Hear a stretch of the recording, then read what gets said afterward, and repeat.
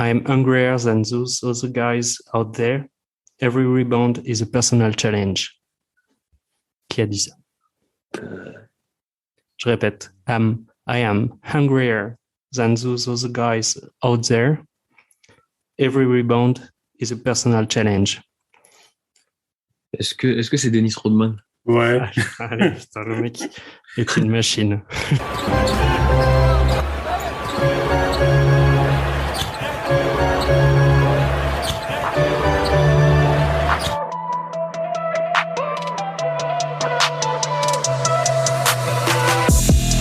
Gasol now, the single coverage by Landry. Ariza drop down. Kobe! Oh! Up high! 5 seconds. Antetokounmpo's got to take a shot. 2 seconds. Step back jumper. Got it! Giannis Antetokounmpo! At the buzzer! Bam! Woo! Here comes Chris Paul. The lob. The jam! Oh, what a monster jam by DeAndre Jordan!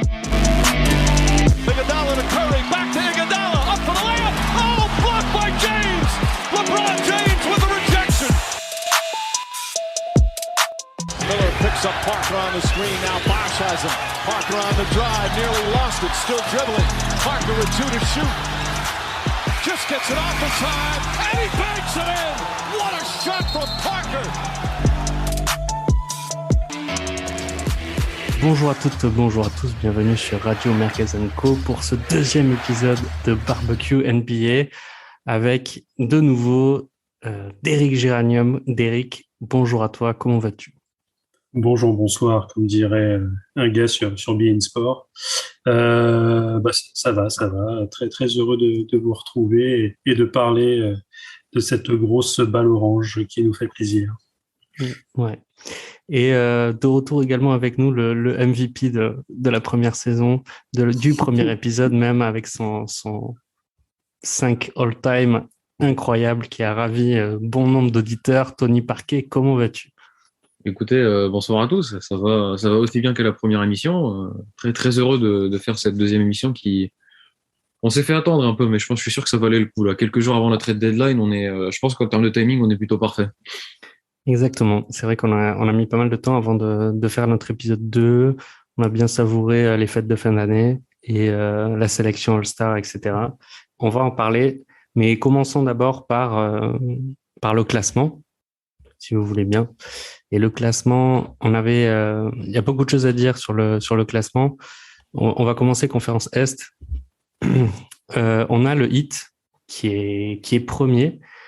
Est-ce que vous les voyez, vous, si on reprend notre premier épisode, est-ce que vous pensiez que le Heat parviendrait à se maintenir toujours aussi haut, du coup, 2 mois après presque? Moi, j'ai envie de dire oui, dans le sens où, en fait, déjà, il faut savoir que le 5 de départ qu'ils ont là avec les Oladipo, Tucker, Butler, tout ça, je crois que ils ont même pas joué 20 matchs ensemble depuis le début de la saison. Donc, j'ai pas la stat sous le nez, là, j'ai mal fait mes devoirs, mais. Donc du coup, ça veut dire qu'ils ont leur banc fait un travail énorme. C'est que le banc, il fait un travail monstrueux. Le coach, bon, et qu'il est reconnu dans tous les sens, mais même là, à chaque match, il y a un mec qui sort. On a des Gabe Vincent, des Max Strus, des je sais pas comment il s'appelle là, Otmar Yurtseven, je sais pas Omar Yurtseven. D'où il nous sort des mecs, des non draftés ou des mecs récupérés, je sais pas, au fond du deuxième tour. Mais non, c'est en fait ils sont fidèles à eux-mêmes quoi. Genre c'est le coach quoi. Genre Spoelstra il fait. Ouais, c'est ça. Parce que Spoelstra c'est quand même le coach de la franchise. Ça fait quand même bien longtemps qu'il est là. Ouais. Derrick, comment tu t'arrives à expliquer que c'est cette saison qu'on a quand même que tout explose les compteurs. Après il y a eu la saison où il y avait LeBron, Chris Bosh et Wade, mais sinon comment t'expliques que vraiment c'est cette saison où l'osmose prend? Ils font quand même une finale NBA il n'y a pas très très longtemps non plus, donc il y a quand même des bases là-dessus.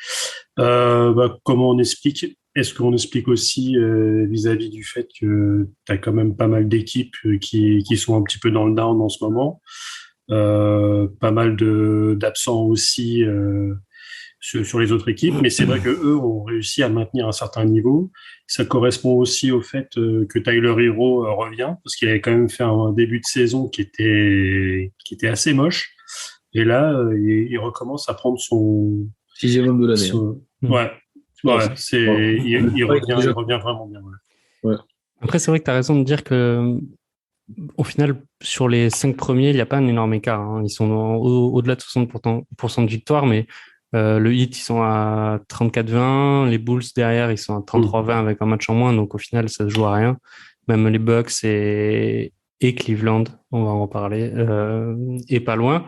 Donc, les 5 premiers de l'Est ont une marge d'avance, mais il n'y a pas d'énorme... Enfin, c'est pas un premier écrasant, je dirais, le Heat. 63% de victoire, c'est pas non plus... frappadingue comme résultat. Par rapport, c'est vraiment homogène. Cette conférence Est est vraiment très très homogène. C'est vrai que les 5 premiers qui se tiennent en un match et demi, c'est ça.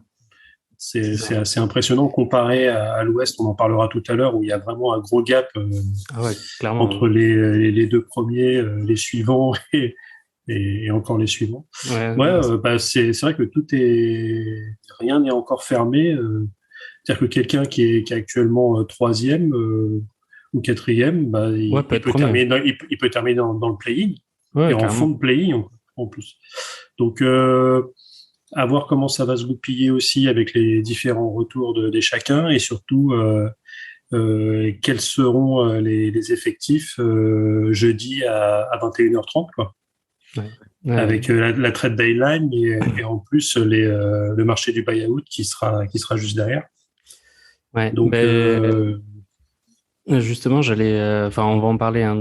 Moi, j'ai un trade là. J'aimerais avoir votre envie quand même sur le trade des Cavaliers avec les Pacers. Mais avant de parler de celui-là, on va parler des Bulls. Donc, les Bulls sont 2e. Moi, il y a un truc une anecdote, je dirais, qui m'a un peu marqué sur les Bulls pendant ces 2 mois. Et c'est un peu moi ma merguez de l'épisode, c'est la blessure de Caruso. Alors je sais pas si vous l'avez vu et ce que vous en pensez. C'est une merguez qui est pas ultra drôle parce qu'au final il se prend un peu une agression de la part de Grayson Allen, donc un peu la merguez de ces 2 mois, je trouve, qui est un peu... Alors j'attends votre avis, mais moi j'ai trouvé ça en regardant plusieurs fois le ralenti, et en fait je me suis aussi dit que quand tu tapes ça, le blast du mec dans YouTube, et que tu te rends compte qu'en fait il y a déjà des vidéos sur Horror Fault, Grayson Allen qui joue avant, tu te rends compte qu'en fait le mec c'est pas juste un mauvais réflexe qu'il a eu, ou on peut légitimement penser qu'il y avait quand même une intentionnalité certaine dans sa faute. Donc j'aimerais avoir votre avis, parce qu'au final Caruso il s'est pété pour 2 mois, je crois. Il s'est cassé le poignet, il me semble, à 8 semaines, je crois. Donc est-ce que pour vous aussi ça correspond à une merguez qui n'est pas drôle depuis le précédent épisode, ou est-ce que vous avez d'autres merguez à nous envoyer? Je sais pas, moi là comme ça, c'est vrai que là c'est un peu le truc le plus horrible qu'on a. Je dis après bon, je pense qu'il y a la merguez constante qu'on va avoir sur la saison avec Westbrook et les Lakers, mais bon. Justement, j'allais dire que celle-là c'est la merguez assez drôle en fait. C'est Westbrook plutôt. C'est un de mes joueurs préférés. Je lui taperai jamais dessus. Jamais. Mais j'avoue que là ça commence à être tendu, mais bon, on en parlera plus tard. Mais c'est vrai que le Allen Caruso, c'est en fait après le truc c'est qu'au final bon. Le geste, il est horrible, etc. L'autre, il est blessé pendant 2 mois, alors que bon, faut dire que c'est limite un des meilleurs contrats de la NBA là, avec la saison qu'il fait chez les Bulls, sachant que le mec, il compte tous les trous, quoi. Et en fait, moi, ce qui est plus la merguez, ça peut être l'action. Non, moi, la merguez, c'est la réaction des Bucks après la suspension pour un match du mec. Parce que déjà, il se fait suspendre un match pour ce geste. Je trouve ça un peu léger. Peut-être en mettre 2. Et en fait après les Bucks ont communiqué en disant non mais on comprend pas du tout la suspension. Enfin les gars, vous êtes pas obligés de dire on est d'accord, juste juste la fermer en fait et genre ne rien dire. Il a fait son erreur, c'est comme ça, mais genre t'es pas obligé de sortir un communiqué en disant non on comprend pas la suspension, on n'est pas d'accord, etc. Enfin, bon, il y a 82 matchs, il en manque un, c'est pas grave, hein, ça va pas vous tuer, les gars. Mais c'est vrai que c'est vilain. Comme dirait notre bon Jacques Monclar, c'est vilain comme geste. Ouais, surtout que quand on voit l'action, s'il avait juste fait la faute sur le premier sur le premier mouvement, à la limite, je pense que ça serait passé. Le problème, c'est que juste derrière, en fait, il prend l'autre bras et il lui met presque je sais pas, une baffe dans les bras qui est complètement volontaire et injustifiable, en fait. Non, Greg Solanen, quoi. Il a vraiment sa répute, hein. C'est un bon joueur et tout, bon joueur d'université. Une partie de ces mecs-là qui ont fait en plus plusieurs années, ils ont pas fait un one and done et directement aller en NBA. Donc, oui, moi, j'avais pas spécialement de doute sur le fait qu'il allait réussir en NBA, surtout dans son rôle. Là, il est parfait, un mec qui défend, qui shoot un petit peu, enfin, un peu ce qu'on recherche surtout là dans ces années-là. Mais c'est vrai que ce côté un peu dirty player, c'est pas nécessaire des fautes comme ça. Bref, je dis, cogne-le, enfin, claque-le là la première fois. T'inquiète pas que le panier il le met pas, hein, c'est pas grave. Bref. C'est surtout c'est que la NBA est toujours prompt à distribuer les amendes parce que t'as caché le logo ou une marque publicitaire. Parce que là, c'est un autre sujet. Je les trouve très très clément là-dessus, quoi. Voilà. C'est-à-dire que je pense qu'ils n'ont pas forcément envie de revenir à l'époque du Détroit des années 80. Parce que je pense qu'ils préfèrent les joueurs qui shootent du parking, les super pénétrations avec un up and under ou avec des super mouvements. C'est le genre de choses, c'est le genre de choses qui cassent un petit peu le business. Là, ça va que c'est tombé sur Caruso. Je pense que le mec, il fait la même chose sur Stephen Curry. Je pense qu'il prend pas seulement un match. Ouais, et en plus là, vu que c'est pas parti en bagarre après, disons que ça s'est un peu lissé. Je pense que la NBA est quand même particulièrement sévère et peut certainement à juste titre aussi quand il a commencé à avoir des échauffourées, des vrais échauffourées. Et là, ça n'a pas été le cas. Et d'ailleurs, j'ai trouvé que la réaction des Bulls au final était presque étonnante de voir ça, parce que je pense que quand tu es à côté du terrain, enfin sur le terrain et que tu vois ton coéquipier qui tombe de 2 mètres, presque le bras, enfin la tête la première sur le parquet. Bon, écoute, on verra bien, mais en tout cas, je pense que la prochaine confrontation à Chicago contre les Bucks, ça va donner quand même. Bon, écoute, je serais pas surpris que quoi. Allez. Il y a un petit contrat. Ouais, mais alors après, l'équipe des Bucks, quand même, justement, la transition est toute trouvée parce qu'ils sont 3e. Je sais pas, vous avez un mot à rajouter sur les Bulls ou pas? Lonzo Ball qui confirme quand même. Ouais. Après, je crois que non, après ça va, mais en fait, l'équipe entière elle confirme. Elle est géniale cette équipe. Ouais, mais alors est-ce que tu penses que cette équipe, tu penses qu'elle a les épaules pour aller loin? Est-ce que tu penses qu'elle a les épaules pour aller loin sur 7 matchs? C'est un grand mot quand tu dis loin, mais c'est vrai que je crois que je regardais des émissions, en plus ça il y a pas longtemps, avec un petit débat à savoir, genre, c'est vrai que là, ils sont dans le top 3 et vraisemblablement, ils devraient y être au moment des playoffs, pour moi. Enfin, en tout cas, ils ont l'avantage du terrain au premier tour, quoi. Après, la question, c'est vrai quoi, la question éternelle qu'on se pose avec les Bulls qui passe d'équipe qui fait, je sais même pas, qui ne fait même pas le play-in l'année dernière à on croit dès la saison d'après, donc c'est pas un peu une construction sur plusieurs saisons où t'es nul, tu fais le play-in, tu fais les playoffs et là bam d'un coup t'as un bon un peu au même titre que les Cavs, tu vois, à voir où est-ce que ça va aller, est-ce que ça se fait jeter au premier tour, est-ce que une demi et s'en va, ou est-ce que justement ça va aller faire un upset contre une équipe qui sur le papier est censée être meilleure parce qu'elle a des joueurs stars type Brooklyn, Philadelphie, et qu'en fait ça va jusqu'en finale. Le truc, c'est que la saison régulière nous permet de dire que ils peuvent le faire. Après une série sur 7 matchs contre des Joel Embiid et des Kevin Durant et je sais pas quoi, bon courage les gars. Faudra voir vraiment ce que ça donne, quoi. Ouais, c'est surtout l'expérience, moi je trouve. Voilà, en plus. C'est qu'ils ont personne. Vas-y, Derek. Après avoir aussi au niveau des blessures, parce que en plus de Caruso, il y a Lonzo Ball qui est sur le flanc sur à peu près la même période, 6 à 8 semaines. Derrick Jones Jr., pareil, 6-8 semaines. Zach LaVine, c'est au jour le jour pour pouvoir revenir. Kobe White sur le flanc, Patrick Williams sur le flanc. Donc au final, en ce moment, heureusement qu'il y a DeMar DeRozan qui fait le taf, quoi. Donc, et qui a sa place dans le 5 de départ. Ah oui, mais lui, il y a pas finalement. Je pense qu'on en parlera plus tard. Il y a pas grand scandale sur le All-Star cette année. Alors peut-être avec le fait qu'il y ait pas mal de blessés, Wiggins, à part celui-là. Où, bon. Enfin, on en parlera. Mais, on en parlera. Il n'y a pas de scandale, sauf avec un grand sauf. Voilà. Ok. C'est une équipe un petit peu. Là, pas chelou là. La fanbase qui a bien marché. Ouais. Ah, c'est clair. Du coup, on parle des Bucks. Troisième. Je trouve que eux, par contre, ils ont un 5 de départ qui peut faire peur et qui leur permet d'aller loin. Et ils ont une titre. Brook Lopez. Hein. Ouais. Mais vas-y.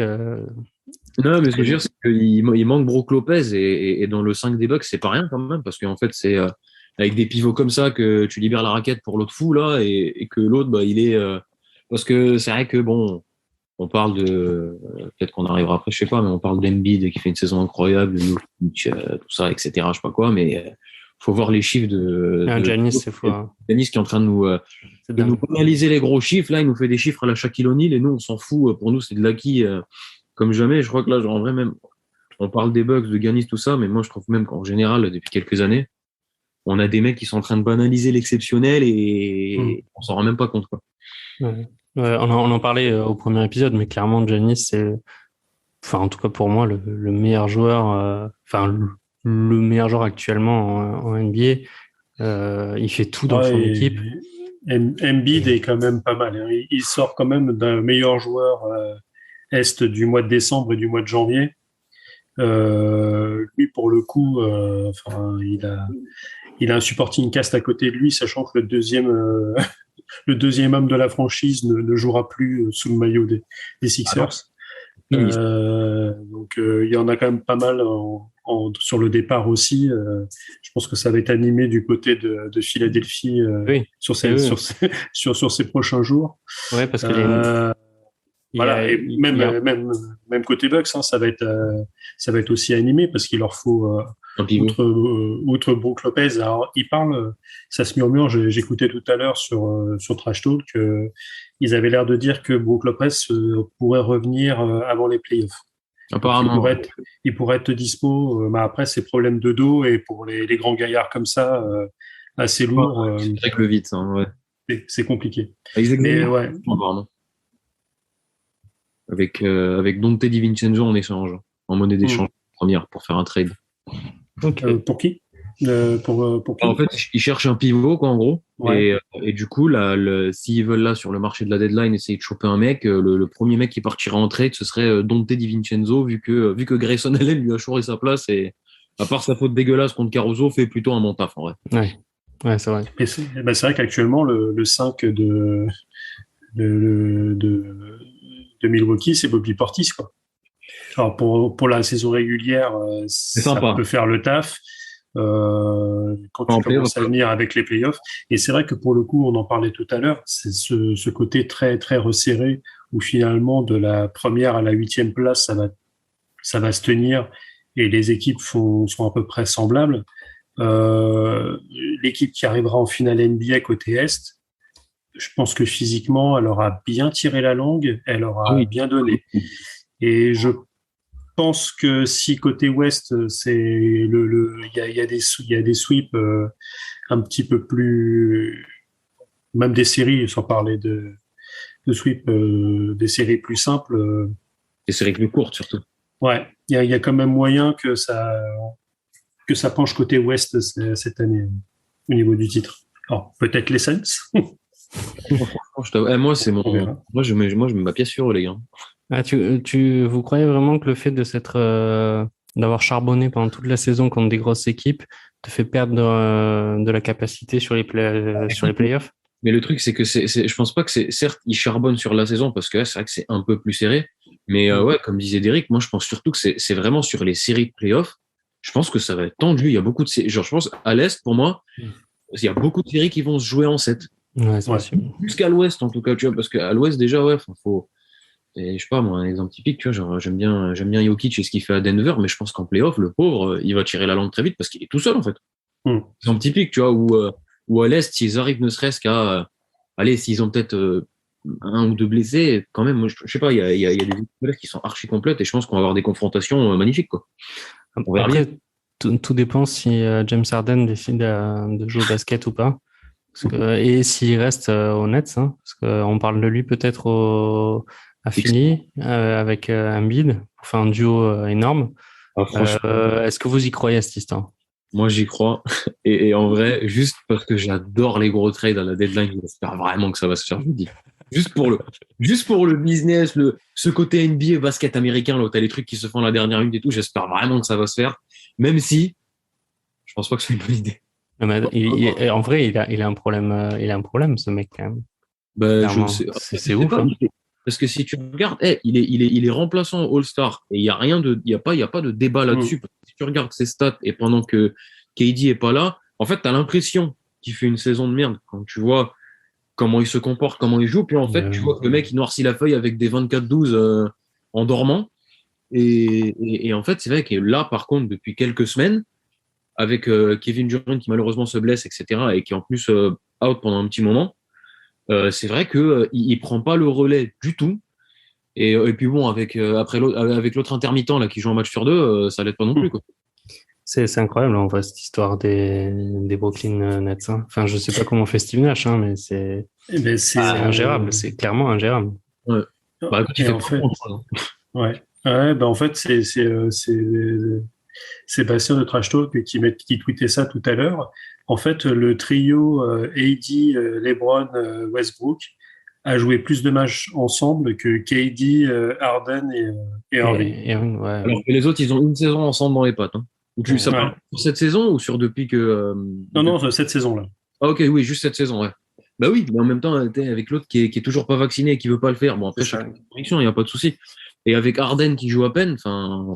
Voilà, mais c'est vrai que genre, au début, on était plutôt satisfait. Genre, je trouvais qu'il y avait pas mal de gens avec un bon retour, même sur Nash en général et le système et tout. Mais c'est vrai que là, depuis quelques matchs. Ah ouais, c'est dur. Hein. Là, ils sont vraiment dans le dur. Hein. Genre, et là, tu sens horrible. Ouais. Et tu sens vraiment que KD est pas là. Et c'est l'arbre qui cachait la forêt au début de la saison. Quand t'avais quelqu'un, si tu faisais le point sur le MVP, la course au MVP en décembre, KD loin devant. En plus, avec les Nets qui jouaient les premiers rôles, bah là c'est compliqué. Là cette année, MVP, ça va être compliqué parce que les meilleurs stateurs, les points, les rebonds, etc., ils sont dans des équipes qui sont 4e ou 5e. Ouais. Donc finalement, tu vas le filer à qui, le MVP? Parce que ça va se jouer entre les deux pivots, là, honnêtement. Ouais, entre Giannis et Embiid. Entre Jokic.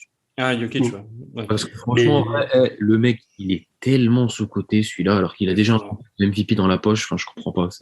Mais justement, pour faire un back-to-back en MVP, c'est quand même chaud parce que si tu finis 6e à l'Est, c'est compliqué, sauf si il te termine encore plus la saison au-dessus et qu'il fait comme Westbrook en triple-double. Ouais. Là, et franchement, avec Jokic, rien n'est impossible. Ouais. Finalement, je sais même pas s'il a eu son triple-double hier, si la passe, elle a été, si la passe, elle a été validée. Ouais. Si la passe, elle a été validée, la dernière passe, je sais pas eu ses stats, je l'avais pris il m'a fait un gros score. C'est bon. Celui qui marque, il fait deux dribbles et donc normalement, la passe est invalidée. Et si, 27-12-10. C'est bon. Il a eu son triple-double. Ouais, ils sont gentils parce que normalement, non. Écoute, c'est pour Derrick est pointueux. Ah bah il a raison. Non, mais en fait, il le disait hier dans le Sunday Live. T'as des gars qui revoient les matchs pour justement valider, parce qu'il n'y a même pas juste pour les carrières, et encore, parce que avec un nombre de triple-double, ça peut se transformer en quelques millions de dollars sur un contrat à la fin de l'année, quand t'as les bonus sur les supermax, etc. Mais il y a aussi tout ce qui est paris. Parce que si tu as un pari avec est-ce que ce soir Jokic finit en triple-double, bah, à une passe près, tu payes pas la même chose aux gens, quoi. Il y a des mecs, Donc, c'est LeBron par rapport à ce truc-là, qui est quand même le roi de je termine des matchs à 36-12-9. C'est à chaque fois.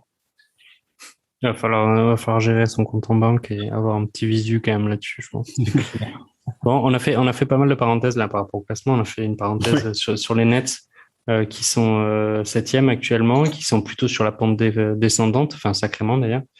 On a fait aussi un petit topo sur le Joker, qui est quand même un joueur fantastique. Incroyable. Ouais, fantastique. J'aimerais quand même revenir sur les Cavaliers. C'est une équipe qu'on n'attendait pas. On en a parlé pour le premier épisode à ce niveau-là. Ils arrivent à se maintenir, donc 4e. Il y a eu la sélection de Darius Garland à domicile pour le All-Star cette année. Bon, est-ce que vous avez quelque chose à dire en plus par rapport à ce qu'on avait dit il y a presque 2 mois pour le premier épisode sur ces Cavaliers? C'est quand même une belle histoire, je pense, la belle histoire de l'année presque, les Cavaliers cette année.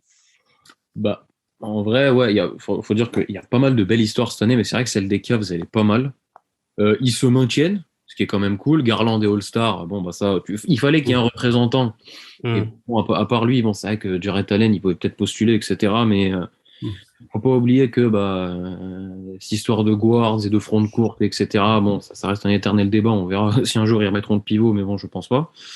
Mais ouais, non, il a été récompensé, c'est bien. Et puis, faut quand même qu'on parle un peu du trade d'hier. Là, c'est ça. Ils ont joué contre leur futur joueur. Enfin, il a pas joué, mais bon, il y a leur futur joueur qui était en train de s'échauffer contre eux avant le match là, parce que de tête, je crois que les Cavs jouaient les Pacers hier. Hein.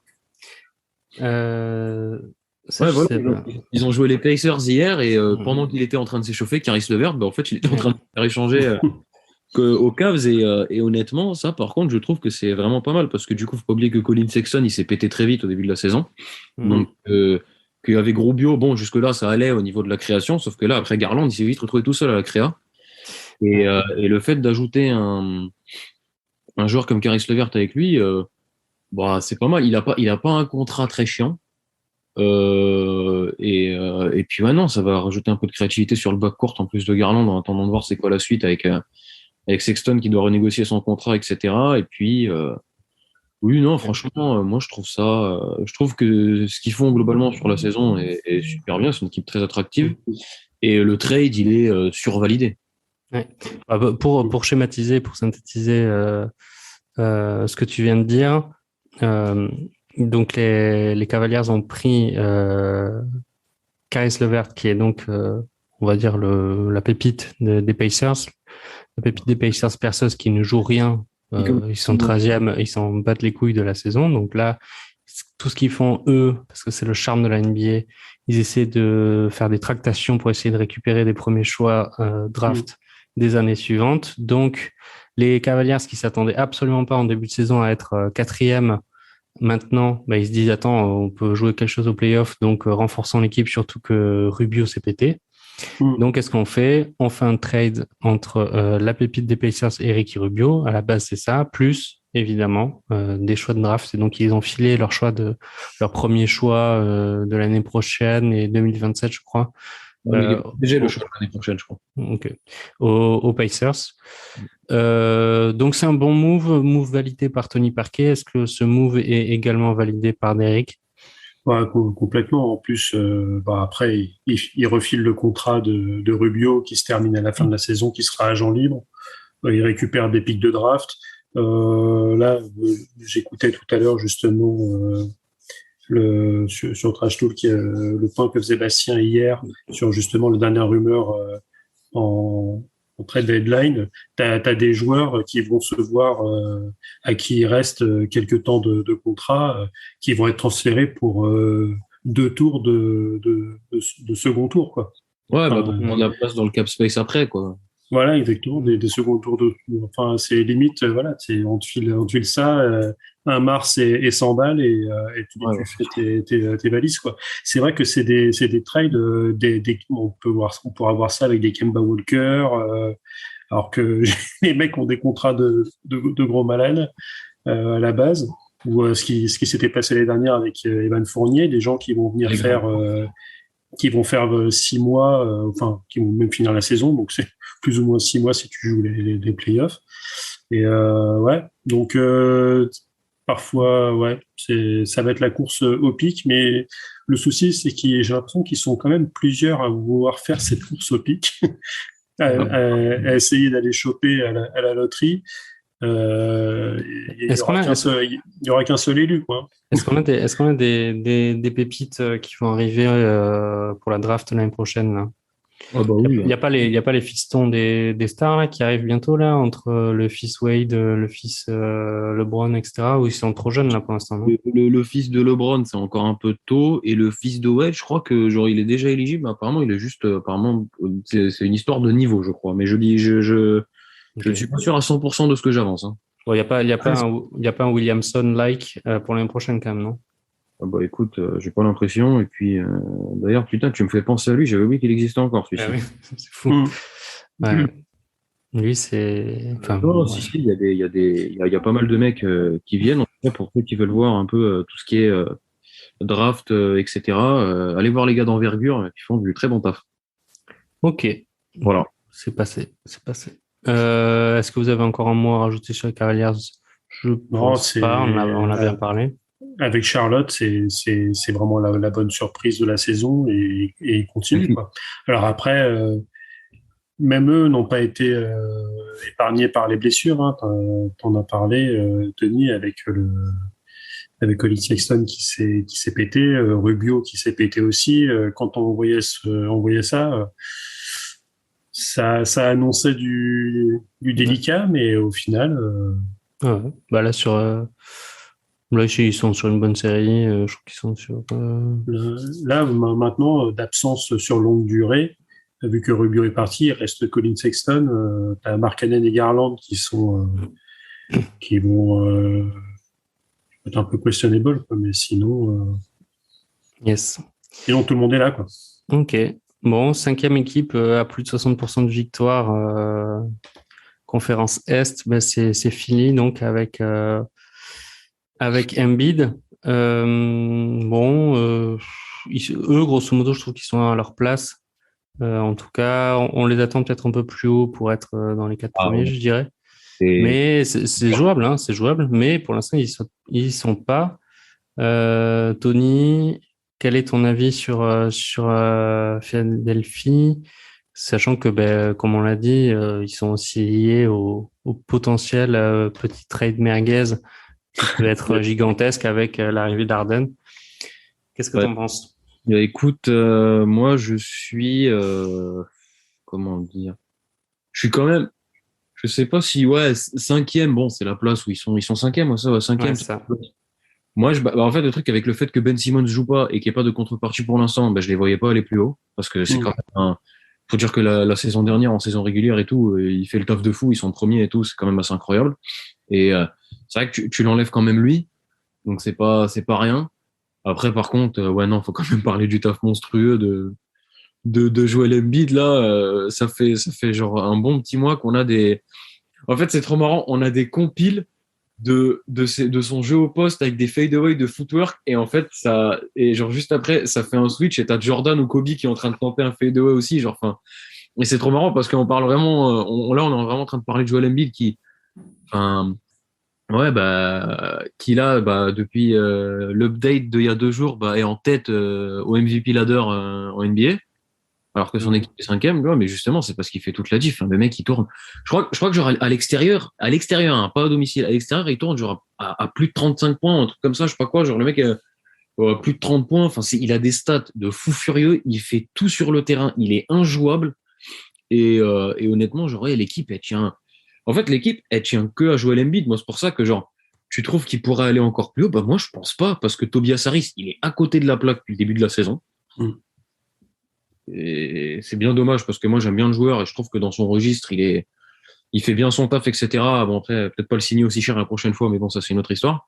Mais c'est vrai que, à part Joel Embiid, franchement, genre, le mec, c'est c'est pas humain ce qu'il fait, c'est incroyable. Il est injouable surtout sur les deux côtés du terrain et il tient l'équipe à bout de bras et honnêtement ils sont 5e. S'ils arrivent à se maintenir comme ça jusqu'à la fin de la saison, parce que bon, Simmons il va faire toute la saison, je pense que c'est à la draft qu'il va bouger. Donc non, si Embiid il arrive à maintenir les Sixers à la 5e place et qu'ensuite sur 1 ou 2 matchs d'écart comme on l'a vu, il peut gratter un avantage au premier tour des playoffs, pour moi c'est mission réussie, même si bon après on sait tous que eux, leur objectif c'est clairement d'aller plus loin, mais quand là ils traînent un boulet avec Ben Simmons, etc. Tant que cette histoire elle est pas réglée, ils peuvent pas se projeter pour essayer d'aller gagner un championnat, etc. Parce que bon, c'est quand même un All-Star qui leur manque. Hein. Et là, ce qui est quand même rageant, c'est que tu es en train de bouffer une année prime d'Embiid, quoi. Ouais, carrément. Le mec, il est à un niveau MVP et en fait, tu peux rien faire parce que t'as un garçon à côté qui est en train de pas jouer alors qu'il est au début de sa carrière et il est en train de prendre une très mauvaise réputation. Est-ce que finalement, t'es une franchise NBA, est-ce que t'as envie d'aller le prendre? Alors, il a de l'or dans les mains, le Simons, mais ça peut être compliqué. Ouais. Non, mais moi, c'est surtout, en fait, là, c'est vrai que je crois que c'est vrai que les gens faisaient un point dessus, c'est qu'il y a cette histoire-là. C'est le fait que oui, t'as raison, il y a une année du prime d'Embiid qui part, sachant que Joel Embiid, c'est pas l'assurance touriste dans le sens où il se blesse beaucoup. Hein. Faut faire attention comment tu le gères, etc. Là, il te fait une saison complète incroyable. Moi, je lui souhaite que de la santé à ce mec-là, mais peut-être que la saison prochaine, tu vois, tu construis l'équipe et tu te rends compte que le mec, il va rater 30 matchs parce qu'il a des petits pépins à droite à gauche tous les 3-4 matchs, quoi, tu vois. Donc, c'est un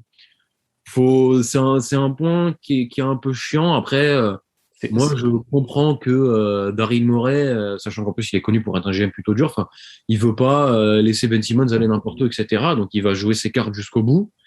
Après, honnêtement, je sais vraiment pas ce que ça va donner. C'est vraiment genre un énorme point d'interrogation, cette histoire. C'est quoi son contrat à Embiid? Il a prolongé il y a pas longtemps? Je crois que c'est un contrat max, mais avec beaucoup d'options et de clauses, vu qu'avec ses blessures et tout. Ouais. Mais ouais, il avait signé août 2021.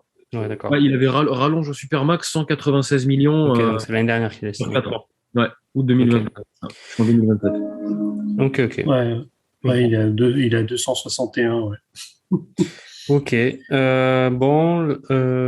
Du coup. Mais c'est vrai que tu prends Ben Simmons, il occupe 33 millions cette année.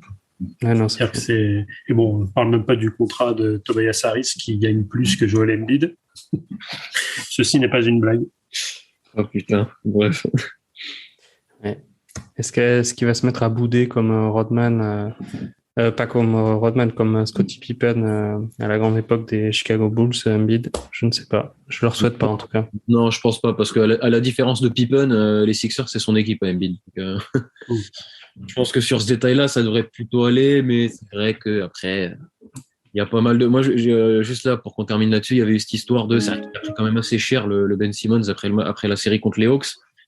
Et d'un côté, tu peux comprendre. Enfin, je peux comprendre le raisonnement de Simmons après de ne pas jouer complètement. Bon, ça me dépasse. Mais c'est vrai que en 2019, quand Embiid, vulgairement, il chie sa série contre les Raptors de Kawhi Leonard, je vois pas Ben Simmons aller le dézinguer dans la presse en disant.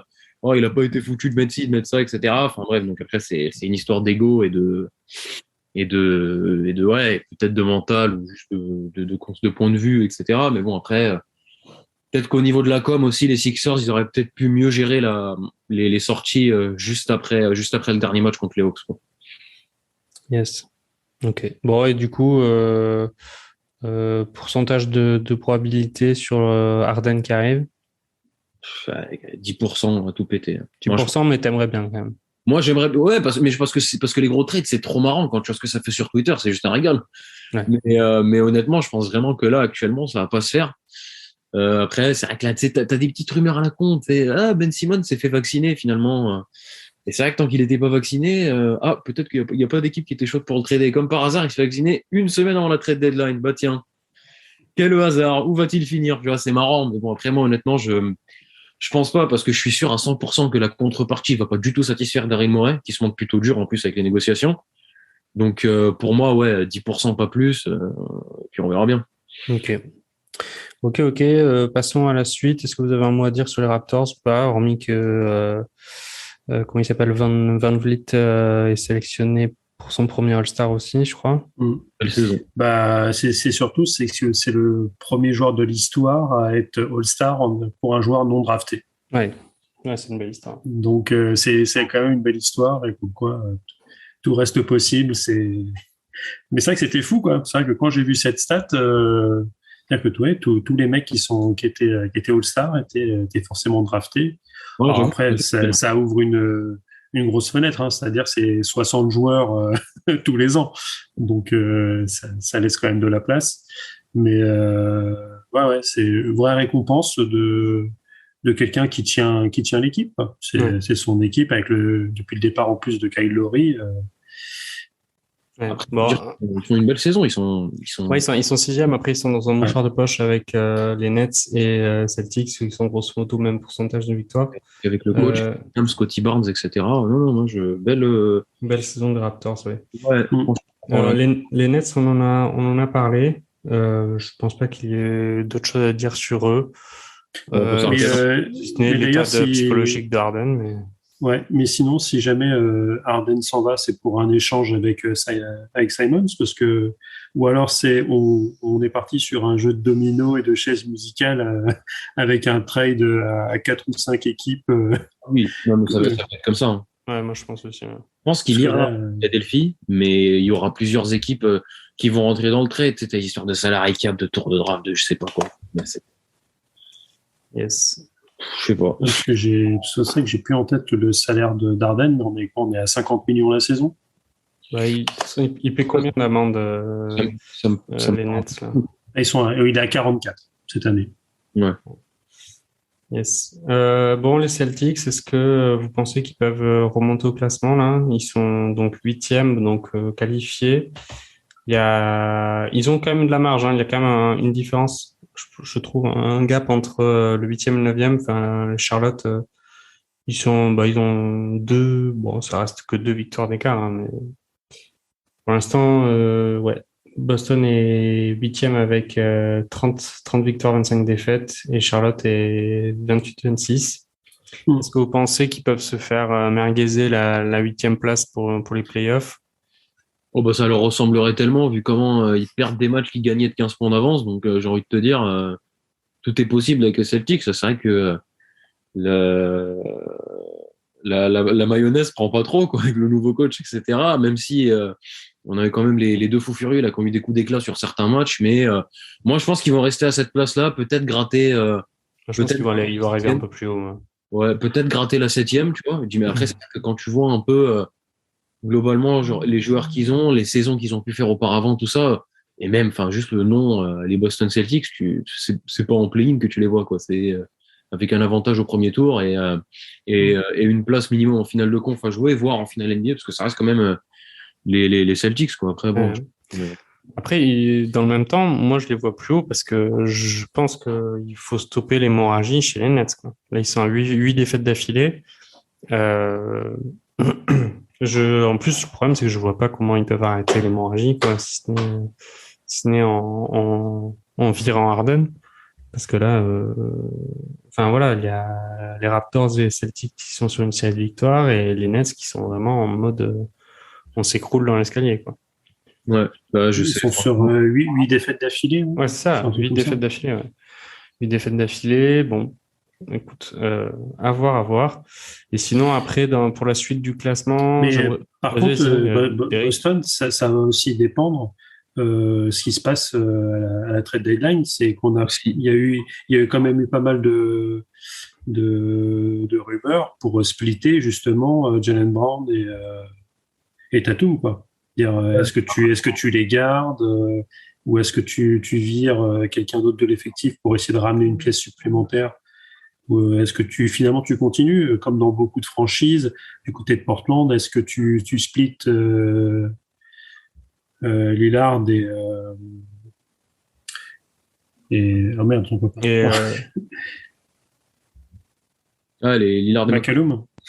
Le plus d'éléments pour l'un. Donc bon, Je pense qu'on serait un peu plus fixé.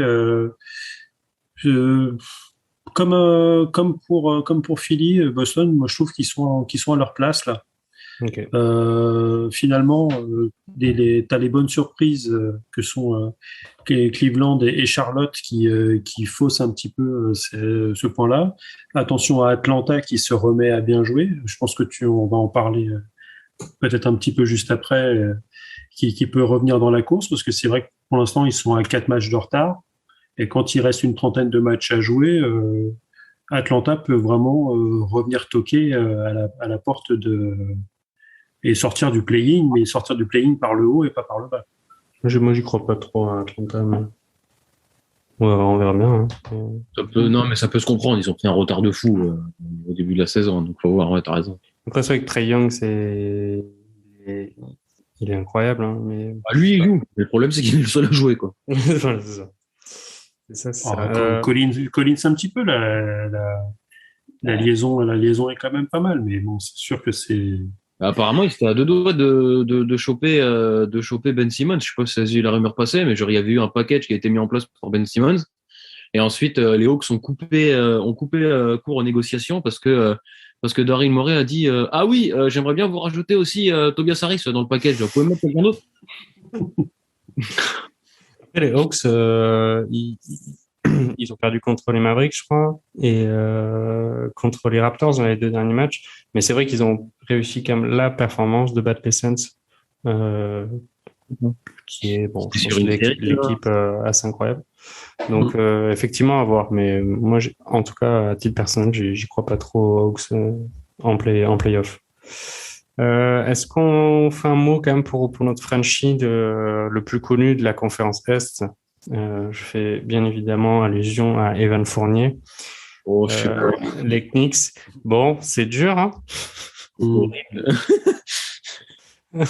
C'est vrai que pour le coup, je pense que si t'es fan des Knicks, t'es habitué aux montagnes russes et avec ce qu'ils ont connu l'année dernière, ils s'attendaient à une meilleure saison parce ça s'était quand même renforcé avec justement l'arrivée d'Evan.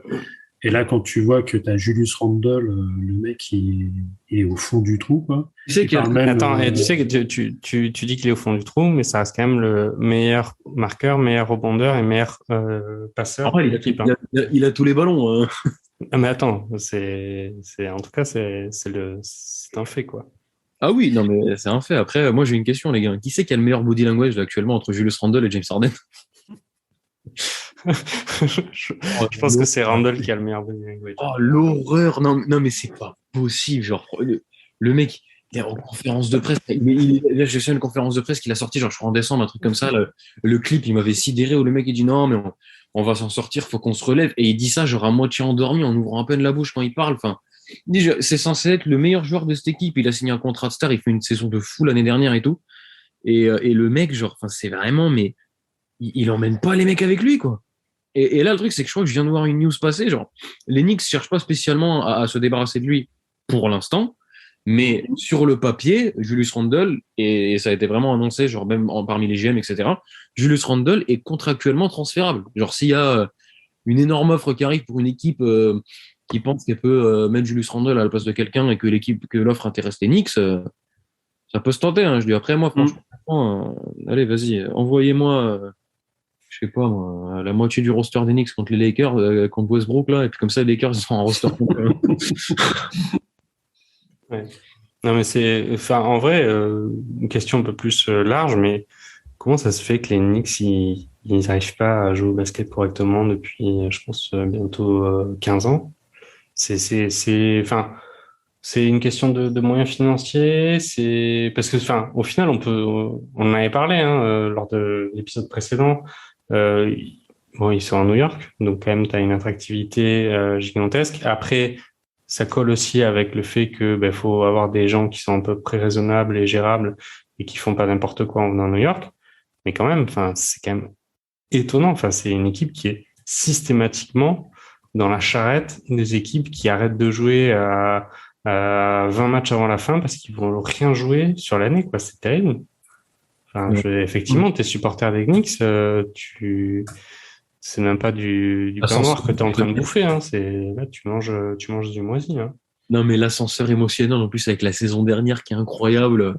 C'est quoi? Ils font pas genre un premier match contre les Celtics, là, où Evan, il en met 32, et que les mecs, ils défilent dans les rues de New York comme des fous.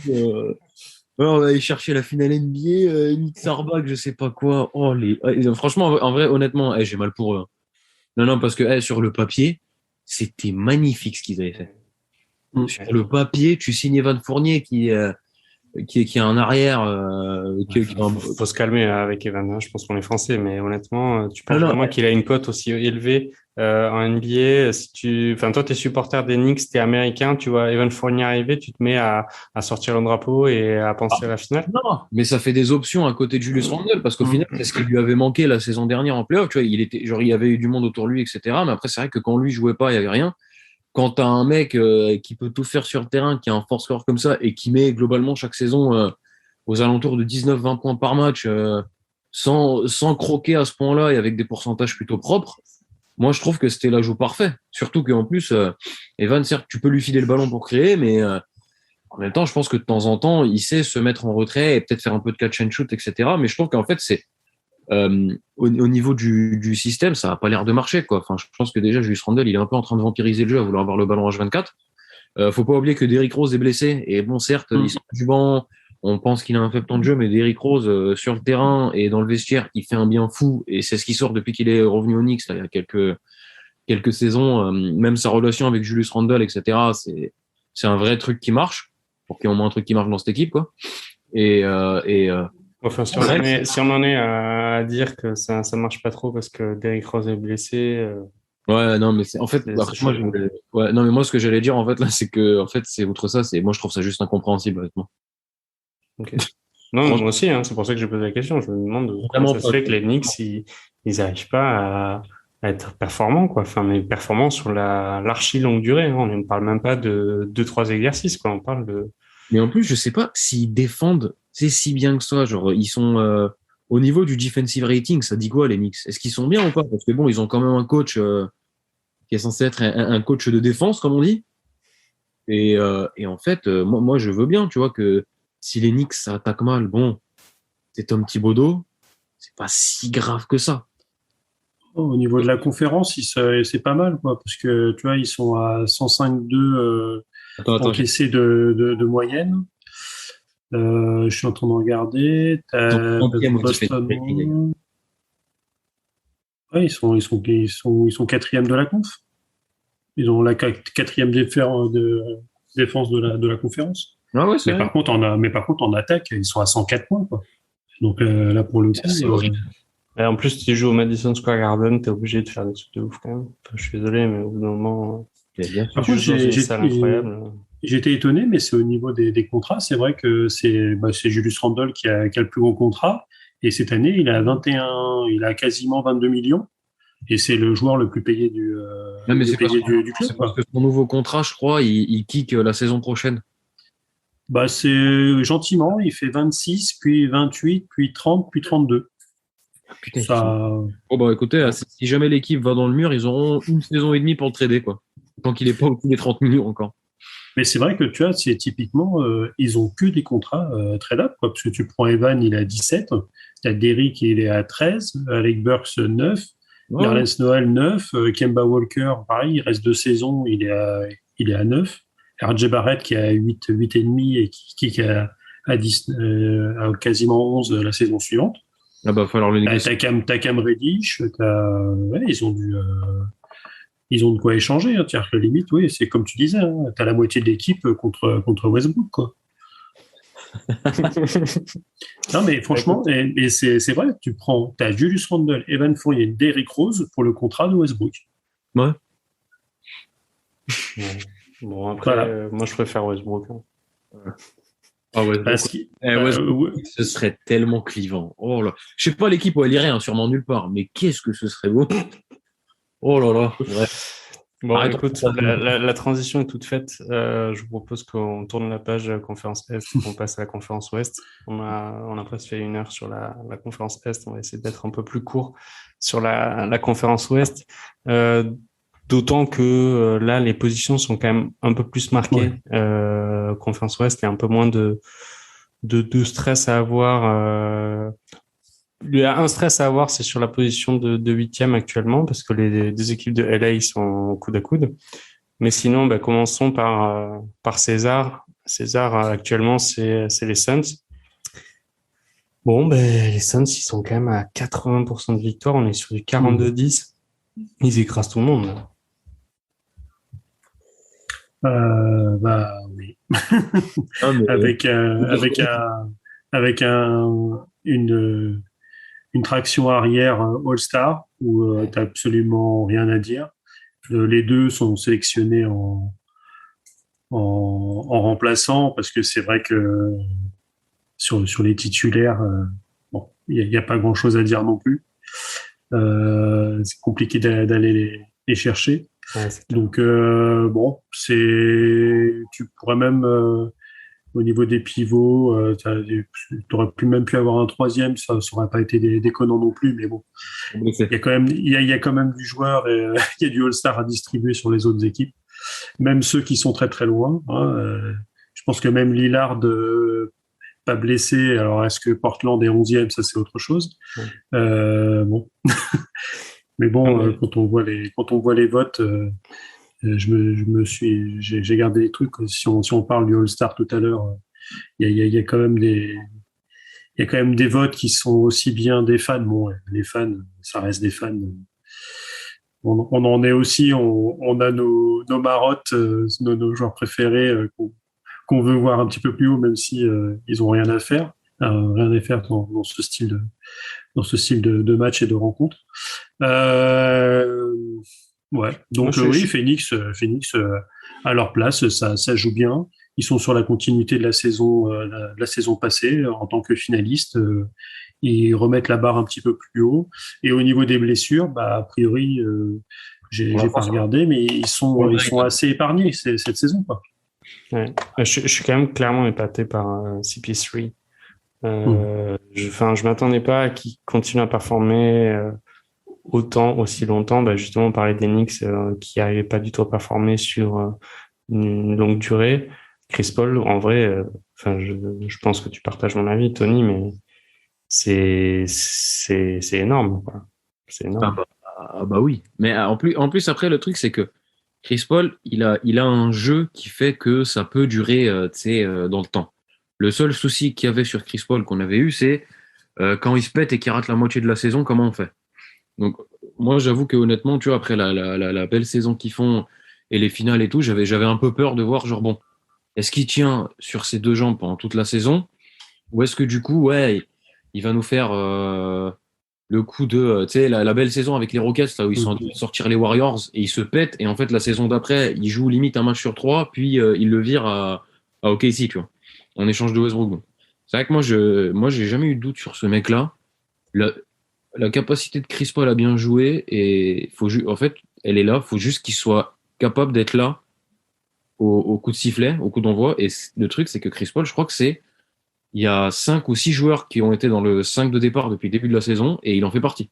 Donc déjà, le truc, c'est qu'il a raté 0 match ou très peu de matchs cette saison, ce qui est quand même plutôt pas mal. Et le truc, c'est qu'avec l'avance qu'ils ont, il va peut-être pouvoir se reposer un peu, mais il faut dire que moi, je trouve que cette équipe, en général, elle carbure avec l'effectif complet. Et même là, avec la blessure de Ayton, je ne sais pas si vous avez fait attention, mais ils avaient signé Bismack Biyombo sur des contrats de 10 jours.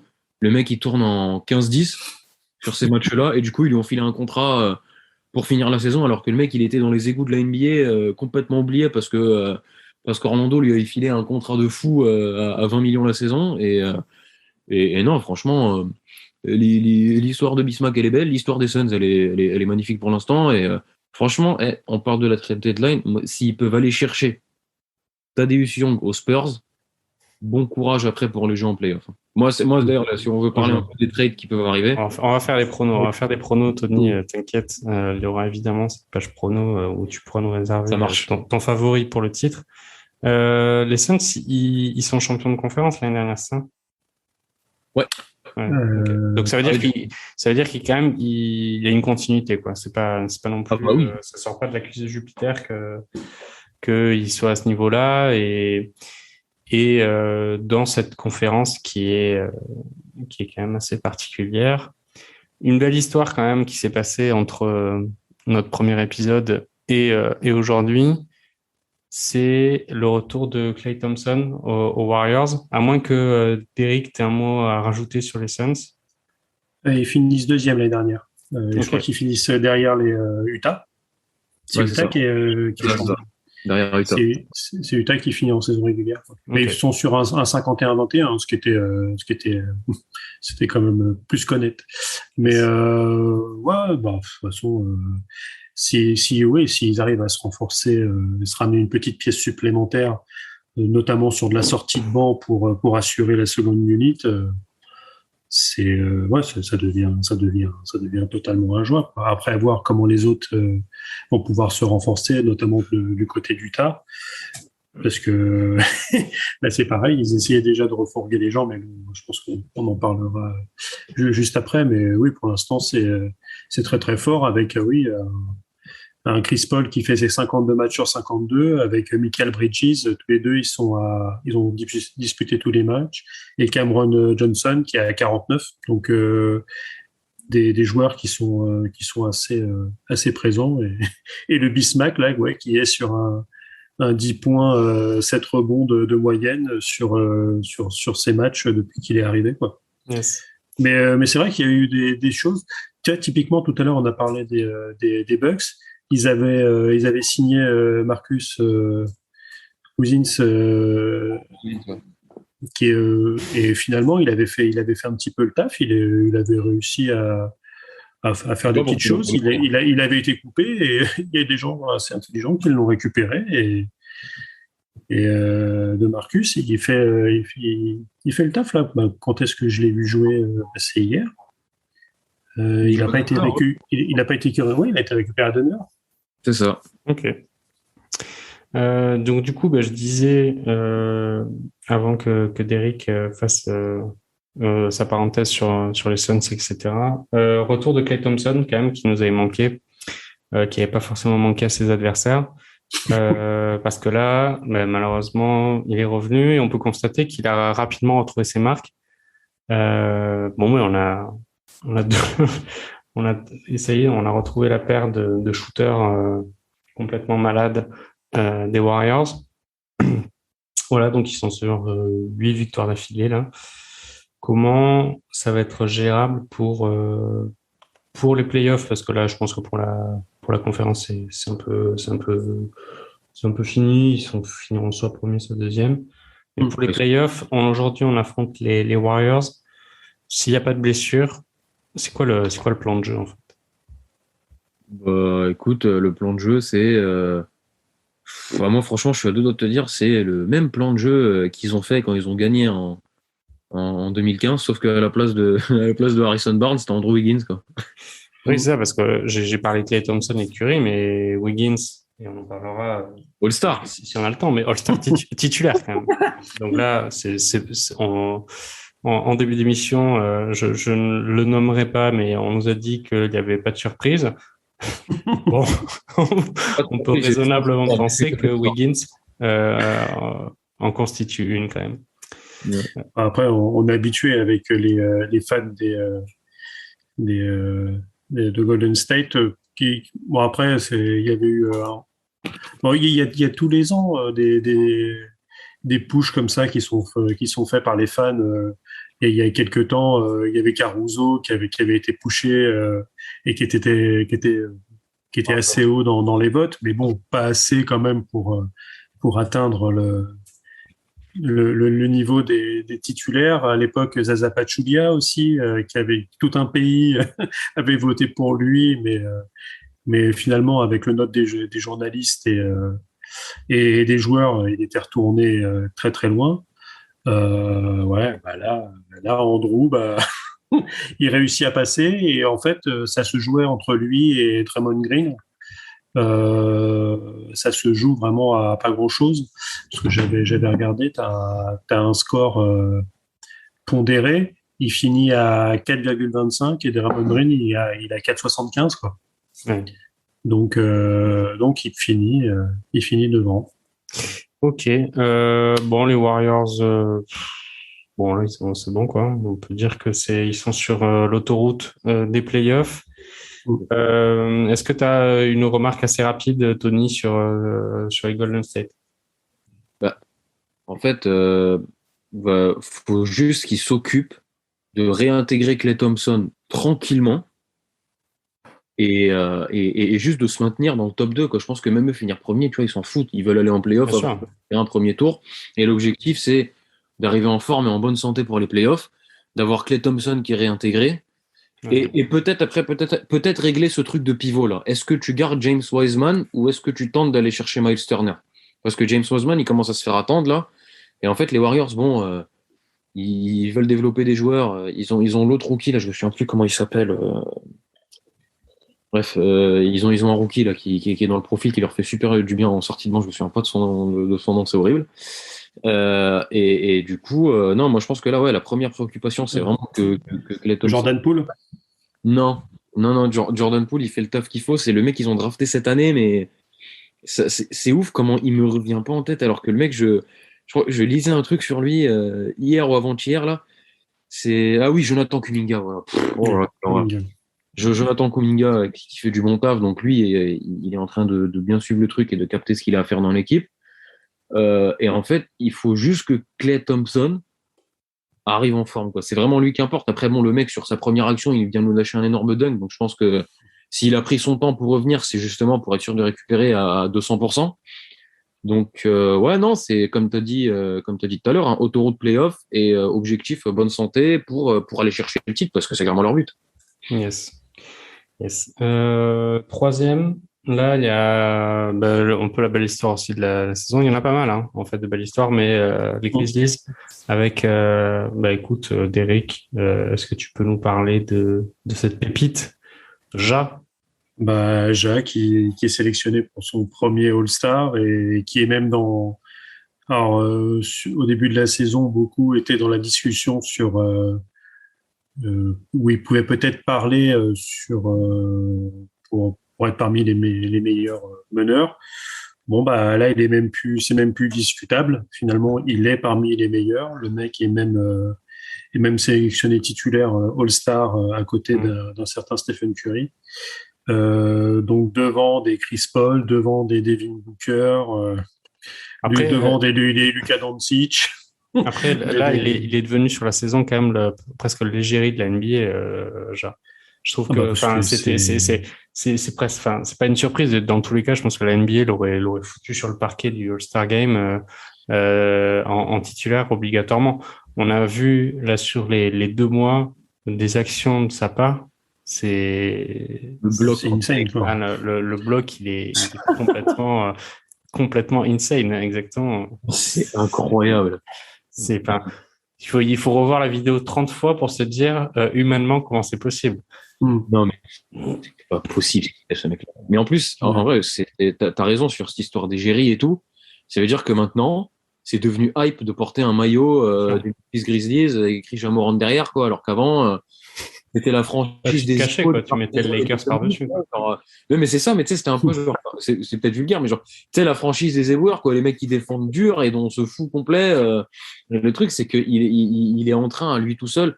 Il y a le taf du front office et du coach qui est quand même magnifique aussi, mais ils ont drafté une pépite, là, il est en train de faire un taf, ce mec, à peine 22 ans, je crois, même pas. Il fait 1m90, hein. Ouais. J'ai l'impression, quand tu vois sur le bloc, là, non, c'est un truc de malade. Il y a 2 mètres de détente, donc quand tu fais 1m90, c'est pas grave. Et j'avais vu une vidéo là où ils expliquaient au moment de son bloc comment c'était possible qu'il puisse sauter aussi haut. Il y avait un peu l'histoire de son père qui l'a drivé un peu comme les parents le père des sœurs Williams, quoi. C'est-à-dire que tu vois des vidéos où t'as Ja Morant qui est en train de sauter sur des pneus de tracteur à 12 ans dans un parking dégueulasse. Et effectivement, le mec, le travail paie, hein. Mais clairement, les Grizzlies, j'aurais jamais pensé que je pourrais dire un truc pareil, mais c'est presque l'équipe la plus regarder. Exceptionnelle à avoir, quoi. C'est des highlights dans Enfin, c'est incroyable. Tu vibres quand tu regardes un match des Grizzlies. Moi, l'émission précédente, j'avais dit que c'était ma darling avec les Cavaliers de l'autre côté. Là, on est quand même passé au niveau du dessus. Là, c'est la jolie demoiselle que tu as envie d'inviter en premier pour aller danser, quoi. C'est plus sa copine qui tient son verre, quoi. Là, c'est beau parce qu'en fait, il y a lui et il s'inclut dans un collectif avec les Desmond Bain qui sont énormes, les Jaren Jackson Jr., même le papy Steven Adams qui arrive à faire qui amène son truc. On a l'impression de voir une équipe de potes. On a l'impression de voir une équipe de potes qui joue ensemble et c'est ça. Je pense que il y a la continuité, tu vois, chez les Grizzlies. Ouais. On parlait on parlait des équipes, tu sais, qui font un bond d'un coup. Comme là, tu sais, on disait des Bulls qui sont 10e ou 11e la saison dernière et qui là-bas se retrouvent en haut. Les Grizzlies, tu as cette construction sur la draft de Ja Morant jusqu'à aujourd'hui, à savoir où ils sont déjà, dès la première saison de Ja Morant, darling de la NBA, ils se font sortir au play-in par Lillard à la dernière minute. La saison dernière, ils arrachent les playoffs. Bon, ils se font sweeper par le Jazz, mais plutôt dignement, dans le sens où Ja Morant, il a 35 points de moyenne, je crois. Et là, tu as la full confirmation avec le mec qui a déjà bouclé la course au MIP alors qu'il n'était même pas censé être dedans et qui va sûrement avoir quelques voix pour le vote de MVP, quoi. Oui. Ouais, il est clairement dans la discussion. Bien sûr. Ah oui. Donc, ouais, faut... Et puis, ouais, moi, je trouve que le trade de Steven Adams pour Jonas Valanciunas, dans le profil, c'est un peu ce qu'il leur fallait, là, un bûcheron, là, comme ça, en bas. Ah, c'était un pari, quand même. Hein. Ouais, non, quand ça a été fait, on n'était pas aussi autant en mode bonne idée. Bien sûr, t'as raison, mais le fait que t'aies pas donné à trop de ballons au pivot, parce que Valanciunas, il fallait l'alimenter en ballon, il était quand même chaud, le mec, il peut mettre des 20-10 les yeux fermés, quoi. Et le truc, c'est que le fait de pas avoir, ça a peut-être fait plus de ballons à Desmond Bain, à Jaren Jackson Jr., etc., tout ça, et à Ja Morant surtout. Et non, moi je trouve que le fit est bien. Après, ouais, tout ne peut pas être rose. Elle manque d'expérience un peu, l'équipe. Il va leur falloir quand même un daron là. Ouais, avec Guadola, bon, évidemment pas lui parce qu'il est en bif avec les Grizzlies, mais il va leur falloir un mec dans ce profil-là, tu vois, vraiment un daron, quoi. Ouais, parce que au niveau des 16, là j'ai le truc sous les yeux. Je pensais pas autant, mais ouais, Steven Adams avec ses 8 saisons en NBA, il est avec Kyle Anderson qui est à 7. C'est sinon, après, c'est jeune, hein. C'est très très jeune. Tyus Jones à 6, mais sinon, après, tu descends et t'es à 3-4. 3-4, voilà. 3-4-2. 3-4-2. T'as zéro expérience, quoi. On va espérer que, justement, les playoffs vont pas leur faire perdre cette fougue et cette jeunesse sur les matchs. Ouais, quoique, enfin, la pression des playoffs, c'est quand même très très différent de jouer tous les 2 jours, prendre l'avion et là c'est bon quoi, ils sont 3e, ils ont une bonne marge d'avance sur le Jazz. C'est clair. Ils sont presque en roue libre. Hein. Donc non, mais je suis d'accord avec ça. Après, je sais pas. Attends, des derniers trucs, c'est que là ils sont 3e. On sait pas trop qui va finir 7e, 8e. Ils jouent 6e, tu vois, s'ils finissent. Ouais, bah là, ils jouent les Nuggets. C'est parfait pour eux.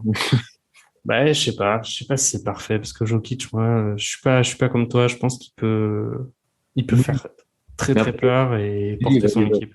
Il va peut-être tirer la langue en arrivant en playoff, le pauvre Jokic, même si le mec est juste incroyable.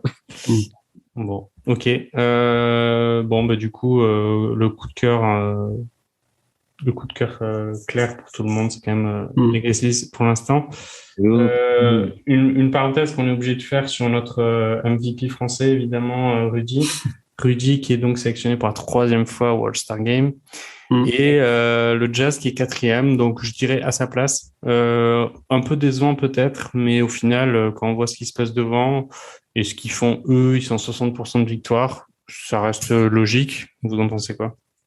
Moi, je suis déçu. Sur les équipes de devant, ils sont quand même en retrait parce qu'ils sont sur les 10 derniers matchs, ils sont sur un 3-7. Et encore, ils ont fait sur 2 victoires consécutives.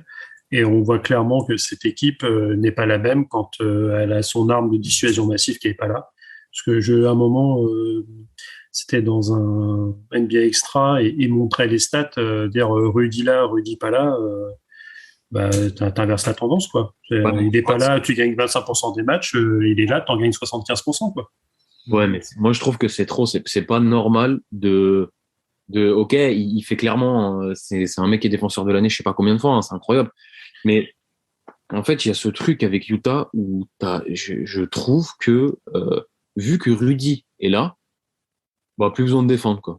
C'est bon, on a un mec derrière qui peut tout couvrir avec ses bras tentaculaires. Moi, je suis très mitigé par rapport à ça, surtout quand t'as des mecs comme Donovan Mitchell qui ont un coffre et un corps de fou, quoi. Enfin, ouais, mais au final, c'est peut-être.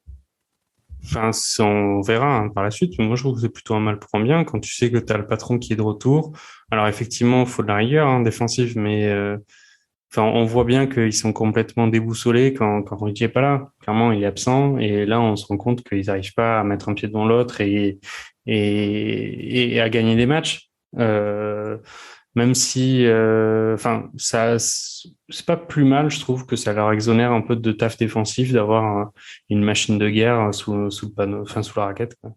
Après, ouais, non, mais ça, je suis d'accord, tu vois. Mais après, moi, je trouve vraiment que ils s'en foutent, quoi. Tu vois, il y a vraiment des moments où t'es là, genre, t'as un mec comme Donovan Mitchell qui, sur le papier, c'est censé être lui, le leader de l'équipe, hein, parce que c'est lui qui marque le plus de points, etc., tout ça. Et c'est quand même un bon joueur, il a un bon coffre, il a des cannes et tout, c'est un athlète de fou. Et moi, je trouve ça un peu. Je lui demande pas de se tuer sur le terrain, faut quand même qu'il garde du jus pour en attaque. Mais le truc, c'est que Utah est la meilleure attaque de NBA. Et en fait, quand tu regardes les prémices du Jazz avec Quinn Snyder, où t'es là, genre, ok, la défense, elle est solide, c'est la meilleure défense de NBA. À chaque fois, on disait, ce qui leur manque, en fait, c'est de se mettre à bien attaquer. Donc là, ils attaquent super bien. Peut-être un peu trop dépendant de l'adresse à 3 points, à voir en playoff ce que ça donne, parce que c'est comme ça qu'il s'est fait avoir contre les Clippers. Mais moi, je trouve que le fait que quand Rudy est pas là, ce soit limite une équipe qui galère à jouer le play-in, ça en dit long un peu peut-être sur la mentalité qu'il y a, même quand Rudy est pas là, quoi. Ils s'emmerdent même pas à défendre, en fait. Mais moi, je trouve ça problématique, surtout quand c'est le Jazz. Je trouve qu'il y a pas mal d'équipes au final, c'est un peu comme ça, hein. Tu t'enlèves Giannis des Bucks, c'est pareil. T'enlèves Embiid des Phillies, c'est pareil. T'enlèves Jokic de Denver, c'est ridicule. Je pense qu'ils sont 14e. Et c'est aussi je trouve une plus-value des Grizzlies, hein. Hormis Ja Morant qui explose tout, mais au final, il n'y a pas d'énormes stars dans l'effectif. Ouais. C'est un collectif. Là, il y a quand même pas mal d'équipes. Pas mal d'équipes. Indépendantes de leur star. C'est ça. Ouais. C'est ça. Bon. Et c'est surtout, c'est qu'a priori, Utah va être veut être actif. Alors, est-ce qu'ils le seront? Mais ils veulent être actifs sur la trade deadline. Ils voulaient refourguer Joe Ingles. Là, avec sa blessure, ça va être compliqué, mais apparemment, il lui reste que 6 mois de contrat. Et j'ai entendu qu'il serait sur un truc. Alors, Joe Ingles, vu qu'il est en plus corporate à mort, il serait d'accord pour finalement se faire trader sur les 6 mois en étant blessé et revenir une fois qu'il est free agent à Utah et re-signer un contrat avec un contrat plus bas. Ouais, mais après, Mais bon, ça reste Joe Ingles, c'est pas Joe Ingles qui te fait gagner un championnat, quoi. Mais il a 34 piges et il s'est fait les croiser. Moi, je me pose plus de questions sur déjà s'il rejouera en NBA, tu vois. Parce que c'est chaud, hein. Mais oui, après, c'est vrai que c'était la principale monnaie d'échange, c'était lui. Et moi, de toute façon, je vous l'ai déjà dit pour les Suns, hein, Thaddeus Young, il y a des mecs qui vont s'arracher pour l'avoir, hein, parce que c'est un profil qui rentre dans quasiment toutes les équipes, là. Là, les Suns, le Jazz, tout ça, là, c'est des équipes qui ont besoin d'un mec comme ça. Et moi, je pense vraiment pas. Enfin, je vois pas dans quel scénario il reste chez les Spurs de Thaddeus Young. C'est pas possible. C'est vrai que le 3&D, c'est-à-dire le mec qui défend, là aujourd'hui, c'est les équipes NBA qui veulent être vraiment contenders et pousser le curseur. Elles cherchent de la défense. Et un mec qui fait vraiment des services en attaque, hein, parce qu'il a pas un shoot dégueulasse. À l'intérieur et tout, c'est comme un gros bourrin dans la raquette et tout. Donc, non, ce mec-là, ils vont vraiment, il y a beaucoup d'équipes qui vont se l'arracher. En vrai, je comprends pas s'il reste aux Spurs. Mais c'est vrai que le truc aussi de cette année, ce qui a accru peut-être la Rudy dépendance, c'est qu'aujourd'hui, il met des points, Rudy. Il tourne à 16 points de moyenne. Et tu vois, si tu regardes les matchs où il shoot pas assez, il gagne jamais. C'est ça.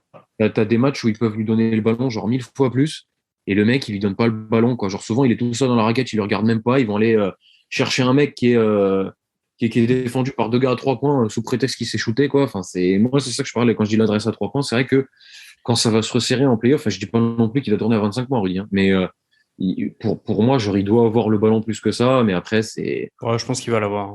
J'espère. Hein.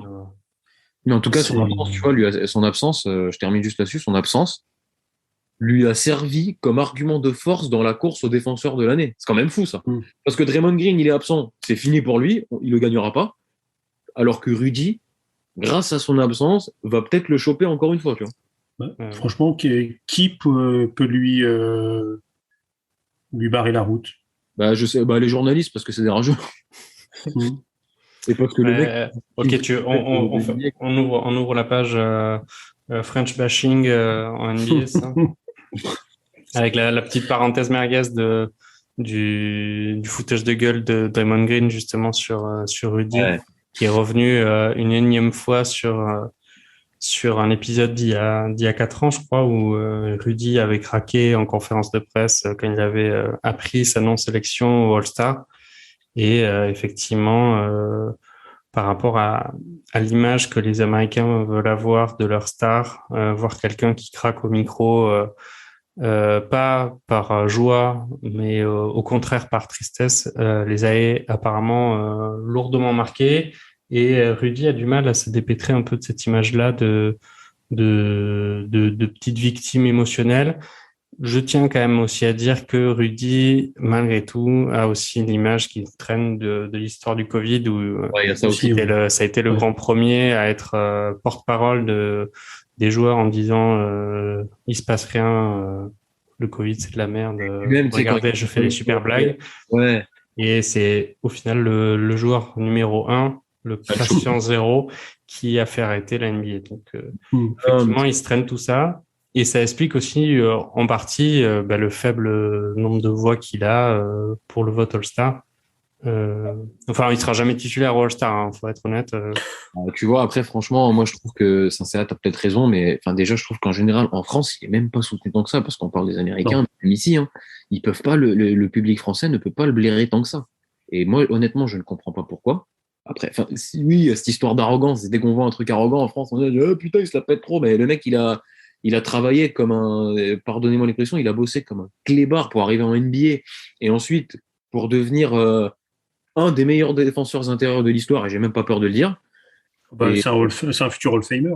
Voilà, genre en vrai, moi je pense que s'il le chope encore cette année, il suffit. Allez, moi de toute façon, s'il chope une bague, le débat il est fini, mais après, genre même sans bague, en vrai, dans quel monde il y a pas, dans quel monde il est pas au moins en ballotte pour être Hall of Famer? Bref, c'est une autre histoire, ça.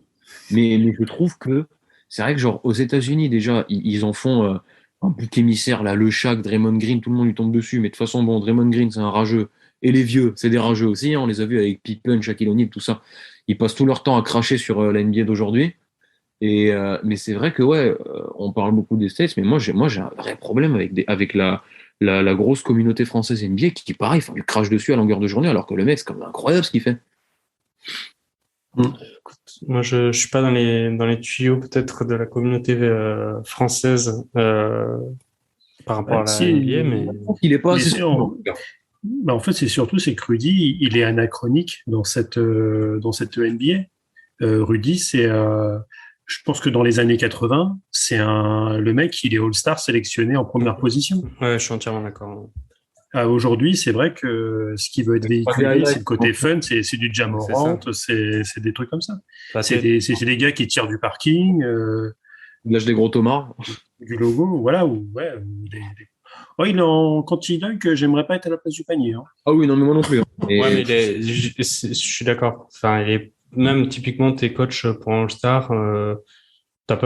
C'est pas Rudy Gobert que tu veux faire entrer pour enflammer le match, quoi. Tu veux faire rentrer Nikola Jokic ou Joel Embiid en pivot. Rudy Gobert, ça t'intéresse pas. Mais ça me fait chier en plus. Bon, bref. On parlera peut-être de l'intérêt du match All-Star, mais bref. Oh, c'est plus intéressant d'être sélectionné, le match en lui-même. Ouais, non, mais maintenant, tu sais, en fait, c'est vraiment juste le fait d'avoir l'étoile pour la reconnaissance, parce que même après, quand les mecs ils ont fini leur carrière et qu'ils sont invités quelque part, tu vois, si le mec a rien gagné, ils vont dire, oh bah nous accueillons le 8 fois All-Star tel et tel, tu vois, genre avant. Toi, tu parles de Carmelo Anthony, je pense. Carmelo Anthony, il est quand même dans le top 10 des scoreurs de l'histoire. Ouais. Moi, j'aime pas trop. Donc après, on peut pas lui enlever. Le mec, il a inscrit plus de 30 000 points, je crois. Ouais. Non, pas encore. À un moment, pas encore, mais après, pour moi, Carmelo Anthony, en fait, moi, quand je regarde sa carrière, j'ai juste envie de dire dommage, quoi. C'est tout. Oui. C'est le Hatem Ben Arfa de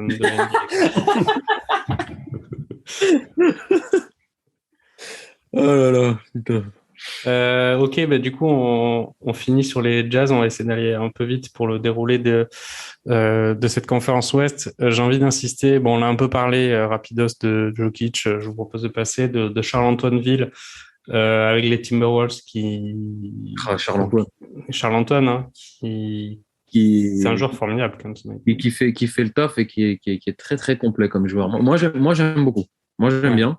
Et en fait, j'aime bien la direction qu'ils prennent cette saison, les Wolves, parce que bon, faut pas oublier que depuis quelques saisons, là, c'est un marasme sans fin. Et non, là, j'aime bien ce qu'ils font quand t'as les trois gros, là, sur le terrain, forcément, ça fait la diff. Le nouveau coach, il a pas des idées, il a pas de mauvaises idées. Je trouve que le taf est plutôt propre. Anthony Edwards est un personnage incroyable. Et non, franchement, en vrai, j'espère qu'ils vont là peut-être réussir à jouer un play-in, ce serait le début. Se qualifier en play-off, bah, pourquoi pas, hein, ils ont carrément l'effectif pour.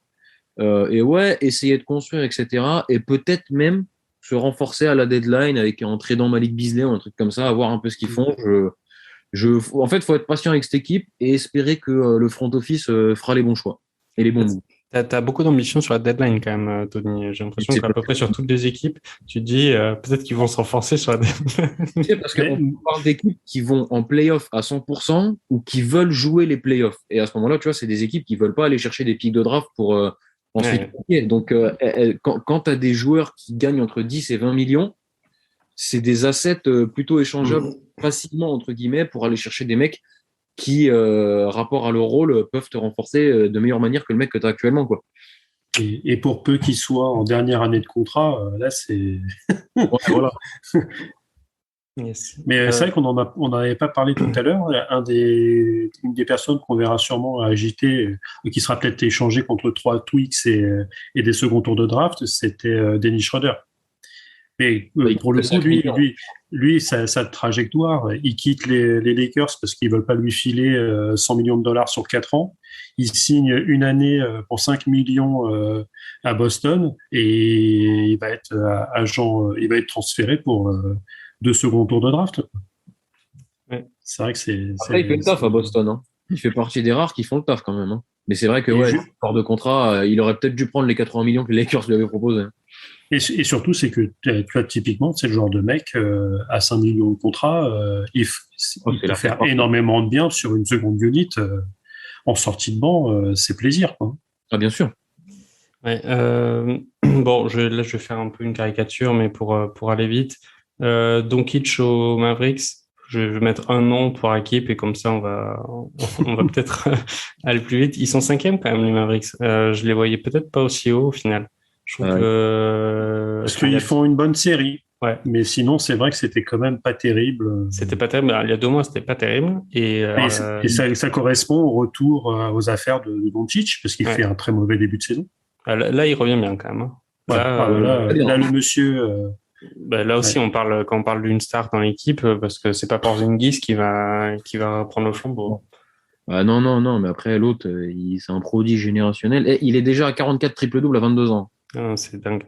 Là, ces stats qu'il a, c'est complètement fou. Non, il est tellement complet. Et moi, je suis surpris en vrai, parce que je pensais pas que la sauce Jason Kidd allait prendre aussi bien. Je suis assez d'accord avec toi parce qu'ils sont en 5e. Hein. C'est vraiment pas dégueulasse. Hein. Je suis vraiment surpris parce que je trouve que, Jason Kidd, moi, j'étais un peu mitigé, tu vois. Donc, mais c'est vrai que là, au final, ça fait le taf très proprement. Et pareil, eux aussi, ils ont des trucs à aller jouer le 10 février. Hein. Ouais. Ils sont dans pas mal de rumeurs en plus et tout. Hein. Donc, quand t'es 5e et que tu peux potentiellement aller essayer de tutoyer l'avantage du terrain au premier tour, vu que tu as les équipes de LA, une qui joue mal et une qui a ses 2 stars blessés, en fait, c'est le moment d'en profiter. Tu vois, tu as des fenêtres comme ça. Faut avoir, mais c'est vrai que Doncic est actuellement assez injouable, comme pas mal de joueurs dans cette ligue d'ailleurs. Yes. Pour enchaîner sur le joueur d'origine d'Europe de l'Est, on passe au Denver Nuggets. On en a parlé rapidement, mais du coup, Jokic, Nicolas. Bon, Derrick, que dire de plus sur Nicolas? On a déjà tout dit. Okay.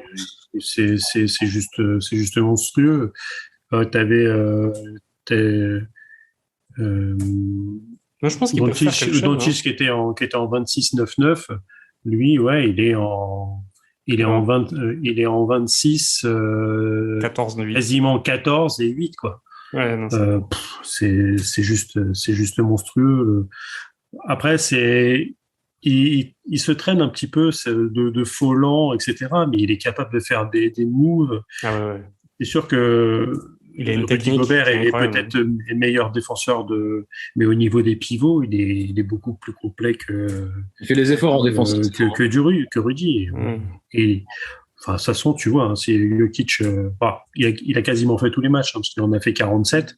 De toute façon, MVP en titre. Comme on disait tout à l'heure, ça sera, vu le classement de Denver, ça sera compliqué de faire le back-to-back, sauf si il monte encore son nombre d'assists et qu'il finit en triple-double. Dans ce cas-là, ça sera compliqué de ne pas lui donner. Mais ça sera la même chose pour Lucas. Lucas est plus proche du triple-double sur la saison que lui. Ouais. Mais voilà, on est sur des monstres. Et Nikola Jokic a 26 ans. Ah, c'est dingue. Donc, il n'est même pas encore dans le prime des pivots, quoi. Mais tu sais qu'il y en a trop comme ça, hein, qui ont à peine 26 piges et qui sont pas dans le prime encore. Hein. Mais c'est ça qui est monstrueux, c'est que finalement, quand on regarde un peu en arrière sur les années 80, 90, les stars moi, avec lesquels j'ai grandi, les mecs, ils commençaient à faire des choses à 28, 29, 30 piges.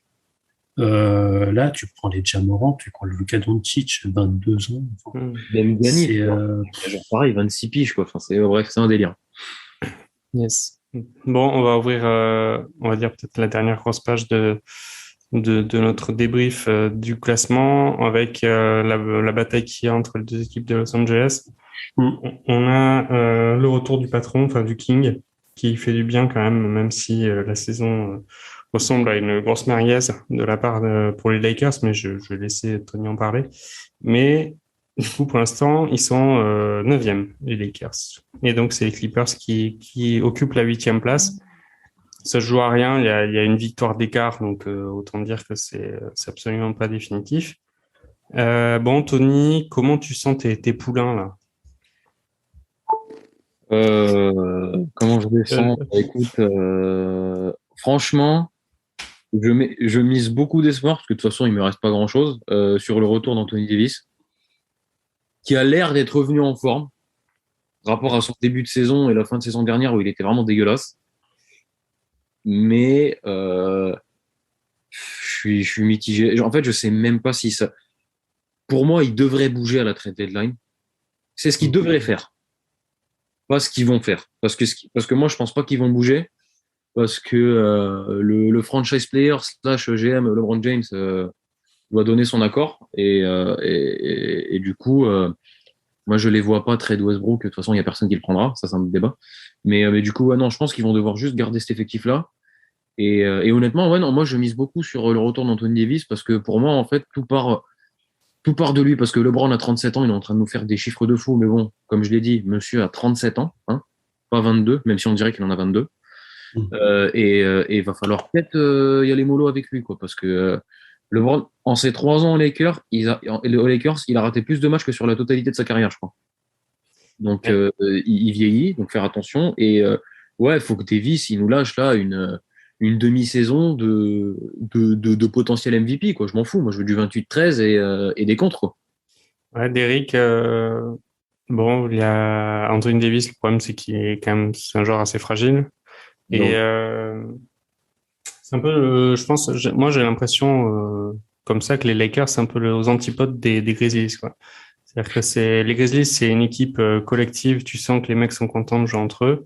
Les Lakers, ben voilà, c'est LeBron qui a voulu prendre ses poteaux pour jouer avec 3 joueurs pendant toute la saison. Et effectivement, il y a des fois ça fonctionne. Là, manifestement, ça fonctionne pas bien.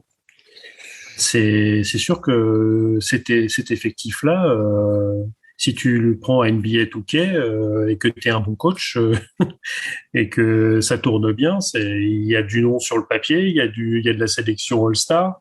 Je pense qu'il y en a quand même quelques-uns qui iront faire un tour au Hall of Fame quand même. Parce que Russell il ira, LeBron il ira, Anthony il ira, Carmelo il va y aller, Dwight Howard il va y aller. Donc bon, ça commence à faire un petit peu. Il y a du kilomètre, mais comme on disait tout à l'heure, c'est vrai que il y a 5 contrats qui ne sont pas des contrats vétérans. T'as les 3 énormes contrats de Westbrook, 44, 47 l'année prochaine. Bon, LeBron, lui, 41, 44, mais tu peux même lui filer 70, quoi, tellement ce mec, il est, il est GOAT ou GOAT bis, moi, selon certains. Pour moi, il est dans la discussion avec Michael. Et vu ce qu'il a réussi à faire sur autant de saisons, sur la longévité, pour moi, il passe devant. Parce que, voilà. Bon, après, ça, c'est, on pourra faire un débat qui peut même durer 2 heures, je pense. Mais, voilà. Quand t'es aussi bon, aussi longtemps et dès le début jusqu'à la fin, c'est-à-dire que, bon, LeBron, c'est comme Chris Paul, quoi. Enfin, les mecs, Chris Paul joue plus tranquillement. Mais, je le vois pas s'arrêter tout de suite, LeBron. Le souci, c'est que le supporting cast n'est pas là. C'est-à-dire que bon, il y a eu des blessures. Anthony Davis, on sait qu'il est fragile. Il était déjà à la Nouvelle-Orléans. Il l'est aussi chez les Lakers. LeBron, il commence à faire son âge. Et après, c'est Westbrook, il est sur courant alternatif. Mais même courant alternatif sur le même match, quoi. Dans le même match. Là aussi, derrière, tu réussis les THT, les Kendrick Nunn qui doivent apporter, ça apporte pas. Carmelo Anthony, pour le coup, lui, c'est l'un des rares à faire le taf. Mais les Trevor Ariza, les Malik Monk, les Ken Bazemore, quand tu vois que Austin Reeves, avec ses 23 ans, il arrive à faire mieux le taf que les vieux grognards, c'est dommage, quoi. Là encore, la comparaison avec les Grizzlies, elle fait mal. Enfin, d'un point de vue âge, on est quand même sur une grosse équipe de papy, là. Enfin, sans rigoler, Carmelo, il est plus âgé que LeBron. Ouais, mais c'est un pote, les gars. C'est hallucinant de se dire que, c'est des choix. On sait que la voix de LeBron, elle porte et rien ne peut se faire du côté de Lakers sans son aval. Mais clairement, là, on regarde les dates de naissance de l'effectif, ça fait mal quand même. Enfin là, c'est que du trentenaire, quasiment. Dwight Howard, LeBron, DeAndre Jordan, parce qu'on a oublié qu'il y avait DeAndre Jordan aussi. Non, mais lui, c'est plus un joueur de basket, les gars. non, je suis désolé, ça fait un moment, lui, c'est bon. C'est un déménageur tout au plus. Et honnêtement, je préfère avoir 1000 fois Dwight Howard sur le terrain, quoi. Ouais. Enfin, bref, bon, donc t'es pas chaud de la night quand même sur les Lakers, mais à pondérer quand même parce que ils sont face aux Clippers et les Clippers c'est pas non plus ouf du tout quand même. Ils se sont renforcés avec un trade là, avec les 2 joueurs chopés du côté de Portland. Très très bon trade. Ouais. Donc après, les Clippers, j'ai envie de dire, eux, pour le coup, ils font ce qu'ils peuvent avec leurs 2 stars qui sont sur le carreau, quoi. Donc, sur ces mecs-là, rajoute, tu les rajoutes. Déjà, rien que les matchs où Paul George était là, tu sentais que c'était quand même pas la même chose. Ah non, mais là, quand ils sont au complet, eux, ça joue le top 3, les yeux fermés, les gars. Ah bah, bien sûr. Mais sauf que Kawhi, il revient quand? Bah écoute, apparemment, Nicolas Batum était chez First Team là, il y a 1 ou 2 semaines et a annoncé que s'il y avait les pronos à la base des bases étaient pas bons pour Kawhi, on s'attendait à potentiellement une saison blanche là, et apparemment il pourrait revenir avant le play-in. Hein. Ah bah ce serait En train de fou et Paul George, je crois que genre ouais, Paul George, pareil, c'est un peu tendu pour lui, donc je pense que cette saison, malheureusement, si les mecs reviennent pas à temps, ils vont peut-être devoir faire une croix dessus parce qu'ils ont beau se tuer à chaque match. Et c'est pas avec Reggie Jackson qu'ils passeront un tour, hein, sans vouloir être méchant. Même si j'aime beaucoup ce qu'il fait aux Clippers, c'est une belle renaissance pour lui. Et puis notre Batman national qui nous fait des mi-temps à 30 points là quand il a envie. Mais sinon, en fait, les Clippers, rapport à leur effectif et les blessures, ils sont à leur place. Ils peuvent pas faire. Et pour moi, ils devraient être derrière les Lakers, mais bon, les Lakers, on vient d'en parler, on va pas remettre le débat. Non. Mais ok, bon, donc les Clippers sont ce qu'ils peuvent, les Lakers, c'est du gâchis. Bah, les Lakers, pour le coup, on disait, c'est d'autant plus l'antithèse des Memphis Grizzlies, parce que les Lakers avaient construit une équipe pour une win now, quoi. On met tout et on essaye. Alors que les Grizzlies, à mon avis, tu leur dis, ils sont au bout de 53 matchs, enfin à peu près, ils sont. J'ai pas fait le calcul, mais c'est à peu près vrai, ils sont à 55 matchs même. Ils sont troisième de la conf à 67% de victoire. Je pense que les mecs, ils signent les yeux fermés, les mains attachées dans le dos et un bloc de béton sur les pieds, quoi. Ils donnent tout. Ils n'étaient pas programmés pour être troisième, même avec un Ja Morant, c'est même plus stratosphérique. Ouais. C'est largement au-dessus. Mais après, pour le coup, c'est ce qu'on disait tout à l'heure. C'est autant à l'Est, ça va se bagarrer. Et les équipes qui sont dans le play-in, elles ont quelque chose à faire et elles vont largement embêter les équipes qui sont dans les 6 premiers. Autant à l'Ouest, à part peut-être Minnesota, les 4 équipes qui vont avoir l'avantage du terrain. Je vais pas dire que ça va être un premier tour assez tranquille, mais pas bien loin. Hein. Ok. Bon, je vous propose qu'on finisse là sur le débrief du classement.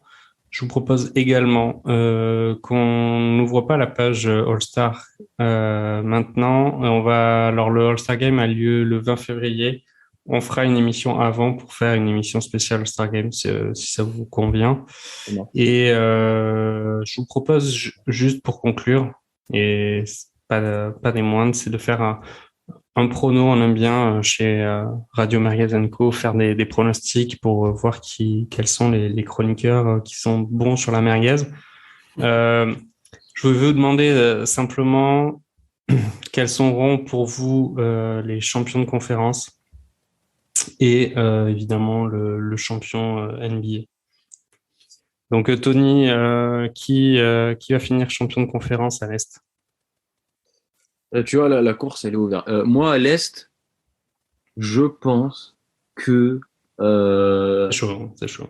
On dit ça, le pronostic du 7 février. Hein. Ouais, non, en vrai, c'est vraiment chaud, mais je pense que, tu vois, s'ils arrivent à être au complet assez vite et qu'ils le sont après en play-off, pour moi, c'est le Heat. Okay. Parce qu'ils ont pour combler tous les trous. Bref, on va pas s'étaler sur pourquoi, je dis juste le Heat. De l'autre côté, un petit débat. Je vais tenter la merguez et dire les Suns, mais je serais pas surpris si c'est les Warriors, tu vois. Ah, parce que depuis le début, tu nous dis que tu mets un ticket sur les Suns quand même. Ouais, non, mais moi, je vais y aller quand même. Non, mais du coup, je mets les Suns et après en champion NBA, du coup, moi, je garde mon ticket merguez pour les Suns. Ok. Allez, petit titre dans la franchise des Cactus et puis on est bon. Derrick, à ton tour, vas-y. Alors, avec le hashtag à l'heure où on parle, je mettrais plutôt une piécette Chicago avec le retour de tous ces... Parce qu'ils sont deuxième avec juste un demi-match de retard sur Miami, avec quand même pas mal de monde sur le carreau. Donc, une fois que tout ce beau monde sera revenu, je pense qu'ils vont reprendre leur marche en avant. Alors après, avoir aussi le calendrier de la saison et ce qui peut potentiellement se passer à la trade deadline. Donc, si on en parle... très très rapidement, on pourra peut-être faire un update là-dessus. Mais je mets quand même une piécette sur Chicago.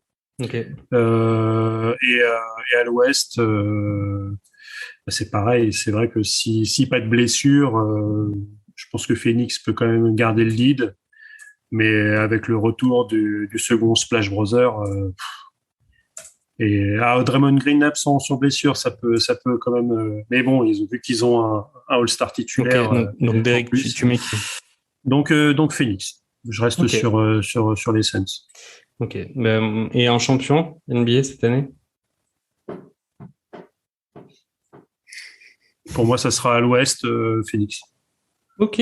Donc vous voyez quand même tous les deux Devin Booker et CP3 avec une bague, quoi. Ok. Ouais. Moi, je vois à l'Est. Ouais, ça serait beau. Ouais, ça serait beau. Ça serait beau. Ça serait beau. À l'Est, moi, je vois les Bucks parce que je suis toujours épaté par le freak. Et Giannis, en vrai, je pense que c'est quand même tellement un game changer que je pense qu'ils peuvent le faire. Et à l'Ouest, j'ai horreur de cette équipe, mais je pense que Golden State va, avec le retour de Clay, va gagner. Et le titre, moi, je vois bien Milwaukee. Hein. Le back-to-back. Ouais. Ça serait beau. Hein.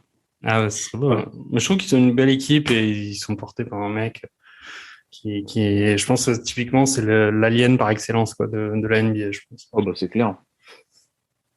Ok, bon, les pronos sont enregistrés, gravés dans le marbre et on les ressortira au moment opportun. Au moment opportun, je vous souhaite une excellente fin de soirée. Ça a été un long débrief, mais effectivement, ça faisait tellement longtemps qu'on s'était pas retrouvés qu'il fallait faire ce débrief. On se retrouvera avant le All-Star pour parler de ce match fake, mais qui compte dans l'univers de la statistique en NBA. Et on aime bien remémorer les stats et les sélections de tous ces joueurs. Donc on se reverra avant le 20 février. En tout cas, mais d'ici là, je vous souhaite bonne fin de soirée et à bientôt. Bonne soirée à tous, à plus. Allez, salut. À plus. Drop down, Kobe! Oh! Up high! 5 seconds. Antetokounmpo's got to take a shot. 2 seconds. Step back jumper. Got it! Giannis Antetokounmpo! At the buzzer! Bam! Woo! Here comes Chris Paul. The lob. The jam! Oh, what a monster jam by DeAndre Jordan! Iguodala to Curry, back to Iguodala, up for the layup. Oh, blocked by James. LeBron James with the rejection. Miller picks up Parker on the screen. Now Bosh has him. Parker on the drive, nearly lost it, still dribbling. Parker with 2 to shoot. Just gets it off in time, and he banks it in. What a shot from Parker.